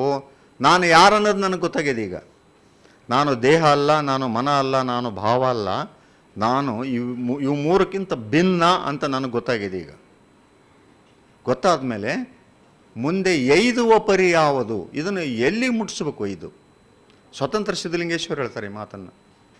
ಎಲ್ಲಿ ಕೊಟ್ಟು ಬರ್ಬೇಕಪ್ಪ? ಸಾಲ ತಗೊಂಡು ಬಂದೀನಿ ಈಗ ನಾನು. ಆತನ ಕಡ್ಲಿಂದ ದೇಹ ಸಾಲ ತಗೊಂಡಿನಿ, ಮನ ಭಾವ ಸಾಲ ತಗೊಂಡು ಬಂದಿದ್ದೀನಿ. ಆತನ ಮುಟ್ಟಿಸಿ ಹೋಗ್ಬೇಕಲ್ಲ. ಸರಿ, ಹೆಂಗೆ ಮುಟ್ಟಿಸೋದು? ಈ ನಿತ್ಯಾನಿತ್ಯವನ್ನು ಅರಿಯದಿದ್ದರೆ ಬಳಲಿಕೆ ತಪ್ಪದು. ಸ್ವತಂತ್ರ ಸಿದ್ಧಲಿಂಗೇಶ್ವರ, ನೀನೊಡ್ಡಿದ ಬಲಿಯಲ್ಲಿ ಬಿದ್ದು ಬಳಲುವರ ಕಂಡು ಆನು ಮರುಗಿದೆನು. ಇದನ್ನು ನಮಗೆ ಗೊತ್ತಿರ್ಬೇಕು ಪೂಜೆ ಮಾಡೋರಿಗೆ. ಮೊದಲು ನಾನು ಎಲ್ಲಿಂದ ಬಂದೆ ಅಂತ ನೆನಪು ಮಾಡ್ಕೋಬೇಕು. ನನ್ನೆಲ್ಲ ಹೊರಗಿನ ಏನದವಲ್ಲಿವು ನಾನು ಅದು ಯಾವುದೂ ಅಲ್ಲ ಅಂತ ಗೊತ್ತಿರ್ಬೇಕು ನಮಗೆ. ನಾನು ವೈದ್ಯನಲ್ಲ, ವಕೀಲನಲ್ಲ, ಟೀಚರಲ್ಲ, ಒಕ್ಕಲಿಗಲ್ಲ, ವ್ಯಾಪಾರಿ ಅಲ್ಲ, ನಾನು ಪರಮನ ಸ್ವರೂಪ. ಇದು ವೇದಾದೀಕ್ಷೆ. ಇದು ಭಾವಕ್ಕೆ ಕೊಡ್ತಕ್ಕಂಥ ದೀಕ್ಷೆ. ಇದು ಭಾವದಲ್ಲಿ ಯಾಕೆ ದೀಕ್ಷೆ ಕೊಡ್ತಾರೆ ಮೊದಲಂದರೆ, ಅಲ್ಲಿ ಅಣುವಮಲ ಸೃಷ್ಟಿಯಾಗಿದೆ. ಅಣುವಮಲ ಅಂತಂದರೆ ಏನಂದರೆ, ನನ್ನ ಸ್ವರೂಪವನ್ನು ಮರೆಸಿ ಅಲ್ಲಿ ಒಂದು ಆವರಣ ಆಗಿಬಿಟ್ಟಿದೆ. ನಿಜವಾಗಿ ನಮ್ಮ ಭಾವದಲ್ಲಿನೇ ಆ ಪರಮಾತ್ಮನ ಅಂಶ ಇದೆ, ನೆನ್ಪಿಟ್ಕೊಳ್ರಿ. ನನ್ನ ಭಾವದೊಳಗನೆ ಆ ದೇವ್ರು ಏನು ಮಾಡಿದಾನೆ, ಆತ ನೆಲೆಸಿರೋದೇ ಭಾವದೊಳಗೆ. ಏನಂತ ಹೇಳ್ತಾರೆ ಶರಣರಂತಲ್ಲಿ, ಬಯಲೇ ಅಂಗವಾಗಿ ನಿರ್ವಯಲೇ ಲಿಂಗವಾಗಿ ಭಾವಕ್ಕೆ ಸಂಬಂಧವಾಯಿತು ನೋಡ. ಈ ವಚನಗಳನ್ನು ನೀವು ನೋಟ್ ಮಾಡ್ಕೋಬೇಕು. ಇವನ್ನ ಭಾವವೇ ಅಂಗವಾಗಿ ನಿರ್ವಯಲೇ ಲಿಂಗವಾಗಿ ಭಾವಕ್ಕೆ ಸಂಬಂಧವಾಯಿತು ನೋಡ. ನನ್ನ ಭಾವದಾಗ ಆತ ಹಿಂಗೆ ನಿಂತ್ಕೊಂಡಾನ. ಬಯಲು ಅಂಗಾಗೈತೆ, ನಿರ್ವಯಲು ಲಿಂಗ ಆಗೈತೆ. ಇವೆರಡರ ಸಂಬಂಧ ಭಾವದೊಳಗೆ ಐತಿ. ಇದು ಅಮೂಲ್ಯವಾದಂಥ ಸಂಬಂಧ ಇದು. ಇಲ್ಲಿ ಏನಾಗಿದೆ, ಬಯಲಿಲ್ಲದ ಅಂಗ ಬಯಲನ್ನು ಒಳಗೊಳ್ಳದ ಕಾರಣ ನಿರ್ವಯಲ ಲಿಂಗ ಭಾವಕ್ಕೆ ಬೆರಗಾಯಿತ್ತು ನೋಡ. ವಚನ ಸ್ವಲ್ಪ ಇದನ್ನಿಸ್ತೈತೆ, ಸಾಧಕರಿಗೆ ತಿಳಿತೈತಿ ಇದು. ನಿರ್ವಯಲ ಲಿಂಗ ನನ್ನನ್ನು ಯಾಕೆ ಒಪ್ಪಿಕೊಳ್ತಾ ಇಲ್ಲ, ನನ್ನ ಭಾವಕ್ಕೆ ಯಾಕೆ ನಾನು ಅದೇ ಅಂತ ಬರುವಲ್ದಂದರೆ, ನನ್ನ ಅಂಗದಲ್ಲಿ ಆ ಬಯಲನ್ನು ನಾನು ತುಂಬಿಕೊಂಡಿಲ್ಲ. ಲಿಂಗ ಪೂಜೆಯ ಮೂಲಕ ಆ ಬಯಲನ್ನು ಒಳಗೆ ತುಂಬ್ಕೊಂತ ಅರಿವನ್ನು ತುಂಬ್ಕೊಂತ ಹೋದಾಗ ನನಗೇನಾಗುತ್ತೆ, ಆ ನಿರ್ವಯಲ ಲಿಂಗ ನನಗೆ ಜೊತೆಯಾಗ್ತಾ ಬರುತ್ತೆ. ಭಾವಕ್ಕೆ ಬೆರಗಾಯಿತ್ತು ನೋಡ ಝೇಂಕಾರ ನಿಜಲಿಂಗ ಪ್ರಭುವೆ. ಜಕ್ಕಣ್ಣಯ್ಯನವ್ರ ವಚನ ಇದು.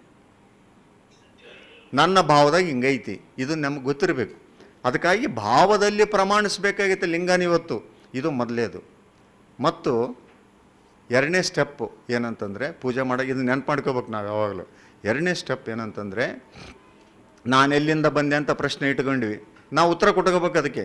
ನಾನು ಎಲ್ಲಿಂದ ಬಂದೆನೆಂದರೆ ಸಹಜದಿಂದ ಸರ್ವಶೂನ್ಯ ನಿರಾಲಂಬಕ್ಕೆ ಬಂದು, ಸರ್ವಶೂನ್ಯ ನಿರಾಲಂಬದಿಂದ ನಿರಂಜನ ಲಿಂಗಕ್ಕೆ ಬಂದು, ನಿರಂಜನ ಲಿಂಗದಿಂದ ನಿಶೂನ್ಯ ಲಿಂಗಕ್ಕೆ ಬಂದು, ನಿಶೂನ್ಯ ಲಿಂಗದಿಂದ ನಿಷ್ಕಲ ಲಿಂಗಕ್ಕೆ ಬಂದು, ನಿಷ್ಕಲ ಲಿಂಗದಿಂದ ಆತ್ಮತತ್ವದ ಐಕ್ಯ ಸ್ಥಳದ ಮಹಾಲಿಂಗದಲ್ಲಿ ಓಂಕಾರ ಸ್ವರೂಪನಾಗಿ, ಅಲ್ಲಿಂದ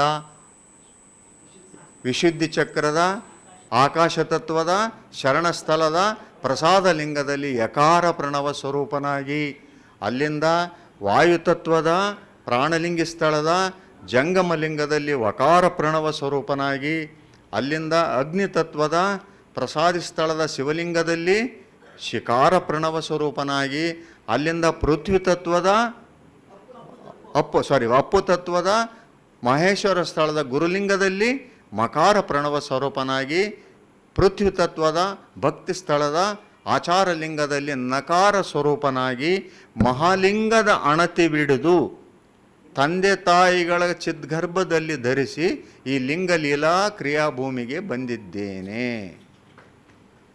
ನನ್ನ ಮೂಲ ಹೆಸರು ನಮಃ ಶಿವಾಯ ಓಂ ಬಸವ. ನಮ್ಮ ಒರಿಜಿನಲ್ ಹೆಸರಿದು. ನಮ್ಮ ಮೂಲ ಹೆಸರು ನಮಃ ಶಿವಾಯ ಓಂ. ಇದನ್ನು ಎರಡನೇ ಸ್ಟೆಪ್ಪಿಗೆ ನೆನ್ಪು ಮಾಡ್ಕೋಬೇಕು ನಾವು.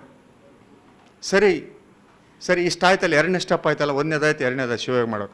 ಮೂರನೇದು ಏನು ಮಾಡಬೇಕು, ನನ್ನ ಮೂಲ ನೆಲೆಯನ್ನು ನನಗೆ ಹೇಳಿಕೊಟ್ಟಂಥ ಗುರುವನ್ನು ಸ್ಮರಣೆ ಮಾಡಬೇಕಲ್ಲ. ಬಸವ ಗುರುವನ್ನು ಸ್ಮರಣೆ ಮಾಡಬೇಕು. ಹರ ಬಸವಾಯ ನಮ್ಮ, ಪ್ರಭು ಬಸವಾಯ ನಮ್ಮ, ಇವನ್ನೆಲ್ಲ ಸ್ಮರಣೆ ಮಾಡಬೇಕು. ಗುರು ಸ್ಮರಣೆ ಭಾಳ ಕಂಪಲ್ಸರಿ. ಅದಾದ ನಂತರ ನಾಲ್ಕನೇ ಲಿಂಗ ಸ್ಮರಣೆ, ಜಗದಗಲ ಮುಗಿಲಗಲ ಮಿಗೆಯಗಲ ನಿಮ್ಮಗಲ, 4ನೇ ಹಂತ. 5ನೇ ಹಂತ ಜಂಗಮ, ನನ್ನೊಳಗೆ ನಾನು ಜಂಗಮವನ್ನು ಸ್ಥಿರಗೊಳಿಸ್ಕೊಂತ ಹೋಗ್ಬೇಕು. ನಕಾರದೊಳಗಿನ ನಕಾರ, ನಕಾರದೊಳಗಿನ ಮಕಾರ, ನಕಾರದೊಳಗಿನ ಶಿಕಾರ, ನಕಾರದೊಳಗಿನ ವಕಾರ, ನಕಾರದೊಳಗಿನ ಯಕಾರ, ನಕಾರದೊಳಗಿನ ಓಂಕಾರ. ಈ ರೀತಿ ಒಳಗಡೆನೇ ವಿಜುವಲೈಸ್ ಮಾಡ್ತಾ, ಸಂಬಂಧ ಮಾಡ್ತಾ ಮೇಲೆ ಹೋದಂಗೆಲ್ಲ ನಮ್ಮೊಳಗಿನ ಪ್ರಾಣ ಚೈತನ್ಯ ಈ ಕರಸ್ಥಲದ ಬೆಳಗಿನಲ್ಲಿ ನಿಲ್ತೈತೆ ಬಂದು. ಆವಾಗ ನಿಮ್ಮ ಪ್ರಾಣ ಚೈತನ್ಯ ತುಂಬೆಲ್ಲ ಬೆಳಗ್ಗೆ ತುಂಬತೈತೆ. ಅದು ತುಂಬಿದ ಮೇಲೆ ನಿಮ್ಮಲ್ಲಿ ಹರಿತಕ್ಕಂಥ ಚೈತನ್ಯ ಏನೈತಲ್ಲ ಅದರ ಸ್ಥಿತಿ ಬೇರೆ ಆಗ್ತೈತಿ. ಇದು ಪ್ರಾಕ್ಟೀಸಿನ ಮೇಲೆ ಬರ್ತಕ್ಕಂಥದ್ದು. ಇದಕ್ಕಾಗಿಯೇ ಸಪ್ರೇಟ್ ಪ್ರಾಕ್ಟಿಕಲ್ ಕಾರ್ಯಾಗಾರ ಆಗಬೇಕು ಇದಕ್ಕೆ, ಈ ಏರಿಯಾಕ್ಕೆ. ಅದಕ್ಕೆ ಇದನ್ನು ಹೇಳೋ ಮುಂದೆ ಇನ್ನೊಂದು ಹೇಳ್ತಾರೆ. ಇದು ಸ್ಟೆಪ್ಸ್ ಹೇಳಿದೆ ನಾನು. ಇನ್ನೊಂದು ಹೇಳ್ತಾರೆ ಇವರು ನಮ್ಮ ಸ್ವತಂತ್ರ ಸಿದ್ಧಲಿಂಗೇಶ್ವರು ಹೇಳ್ತಾಳೆ, ಅರೆ ದೆರೆ ದೇವೆ ನಾಸಿಕಾಗ್ರದಲ್ಲಿರಿಸಿ, ಅರೆ ದೆರೆ ದೇವೆ ನಾಸಿಕಾಗ್ರದಲ್ಲಿರಿಸಿ ಮನವ ಸ್ಥಿರಗೊಳಿಸಿ, ಮನವ ಸ್ಥಿರಗೊಳಿಸಿ ಭಾವ ಮನ ತರಹರವಾಗಿ ಭಾವ ಮನ ತರಹರವಾಗಿ ನಿರ್ಗುಣದಲ್ಲಿ ಮನೋಲಯವಾದುದೇ ಸ್ವತಂತ್ರ ಸಿದ್ಧಲಿಂಗೇಶ್ವರ ಸಹಜ ಯೋಗವು ನೋಡ. ಇದು ಒಂದು ಶಿವಯೋಗಕ್ಕೆ ಸಂಬಂಧಪಟ್ಟದ್ದು. ಇನ್ನೊಂದು ವಚನ ಅವರೇ ಹೇಳ್ತಾರೆ, ಆ ವಚನ ಬೇಕಾದ್ರೆ ರೆಫರೆನ್ಸ್ ತಗೊಳ್ರಿ ನೀವನ್ನ. ಹರಿವ ಮನ ವಾಯುವನೊಂದು ಹುರಿಯ ಮಾಡಿ, ಹರಿವ ಮನ ವಾಯುವನೊಂದು ಹುರಿಯ ಮಾಡಿ, ಮನವ ನಿಲ್ಲಿಸಿ ಮನ ಸಗುಣ ಧ್ಯಾನದಲ್ಲಿ ಸವೆದು ನಿರ್ಗುಣದಲ್ಲಿ ನಿಂದು ನಿರ್ಗುಣ ಧ್ಯಾನ ಬಲಿದು ಸಗುಣ ನಿರ್ಗುಣದಲ್ಲಿ ಅಡಗಿ ನಿರ್ಗುಣವಾದ ನಿಜದಲ್ಲಿ ಮನೋಲಯವಾದುದೇ ಪರಮ ರಾಜಯೋಗವು ನೋಡ ಸ್ವತಂತ್ರ ಸಿದ್ಧಲಿಂಗೇಶ್ವರ. ಇವೆರಡು ಬೇಸ್ ವಚನ ಪ್ರಾಕ್ಟೀಸ್ ಮಾಡೋರಿಗೆ. ಅಂದರೆ ನೀವು ಹೆಂಗೆ ನೀವು ದೃಷ್ಟಿ ಮಾಡಬೇಕು, ದೃಷ್ಟಿಯೊಳಗೆ ನೀವು ಹೆಂಗೆ ಅದನ್ನು ನಿಲ್ಲಿಸ್ಬೇಕು, ಅಲ್ಲೇನು ಪರಿಣಾಮಗಳಾಗ್ತವೆ ನಿಮ್ಮನ್ನು ನೀವೇ ಮಾಡಿಕೊಂಡ್ರೆ ಆಗುತ್ತೆ. ಯಾಕಂದರೆ ಬೇರೆಯವ್ರು ತೋರಿಸ್ತಕ್ಕಂಥದ್ದಲ್ಲ ಇದು. ಜಸ್ಟ್ ಕ್ಲೂ ಕೊಡ್ಬೋದು, ನಾವು ವಚನಗಳ ಕ್ಲೂ ಕೊಡ್ಬೋದು. ಇಂಥ ವಚನಗಳು ಭಾಳ ಇದ್ದಾವೆ. ತಾವೆಲ್ಲರೂ ಸಹಿತ ಅದಕ್ಕೆ ಸಂಬಂಧಪಟ್ಟಂಗೆ ಈ ಡಿಸ್ಕಷನ್ ಆಯಿತು. ಡಿಸ್ಕಷನ್ ಆದಮೇಲೆ ಪ್ರಾಕ್ಟಿಕಲ್ ಏರಿಯಾದಲ್ಲಿ ಮಾಡಿದರೆ ಹೆಚ್ಚು ಉಪಯೋಗ ಆಗ್ತೈತಿ.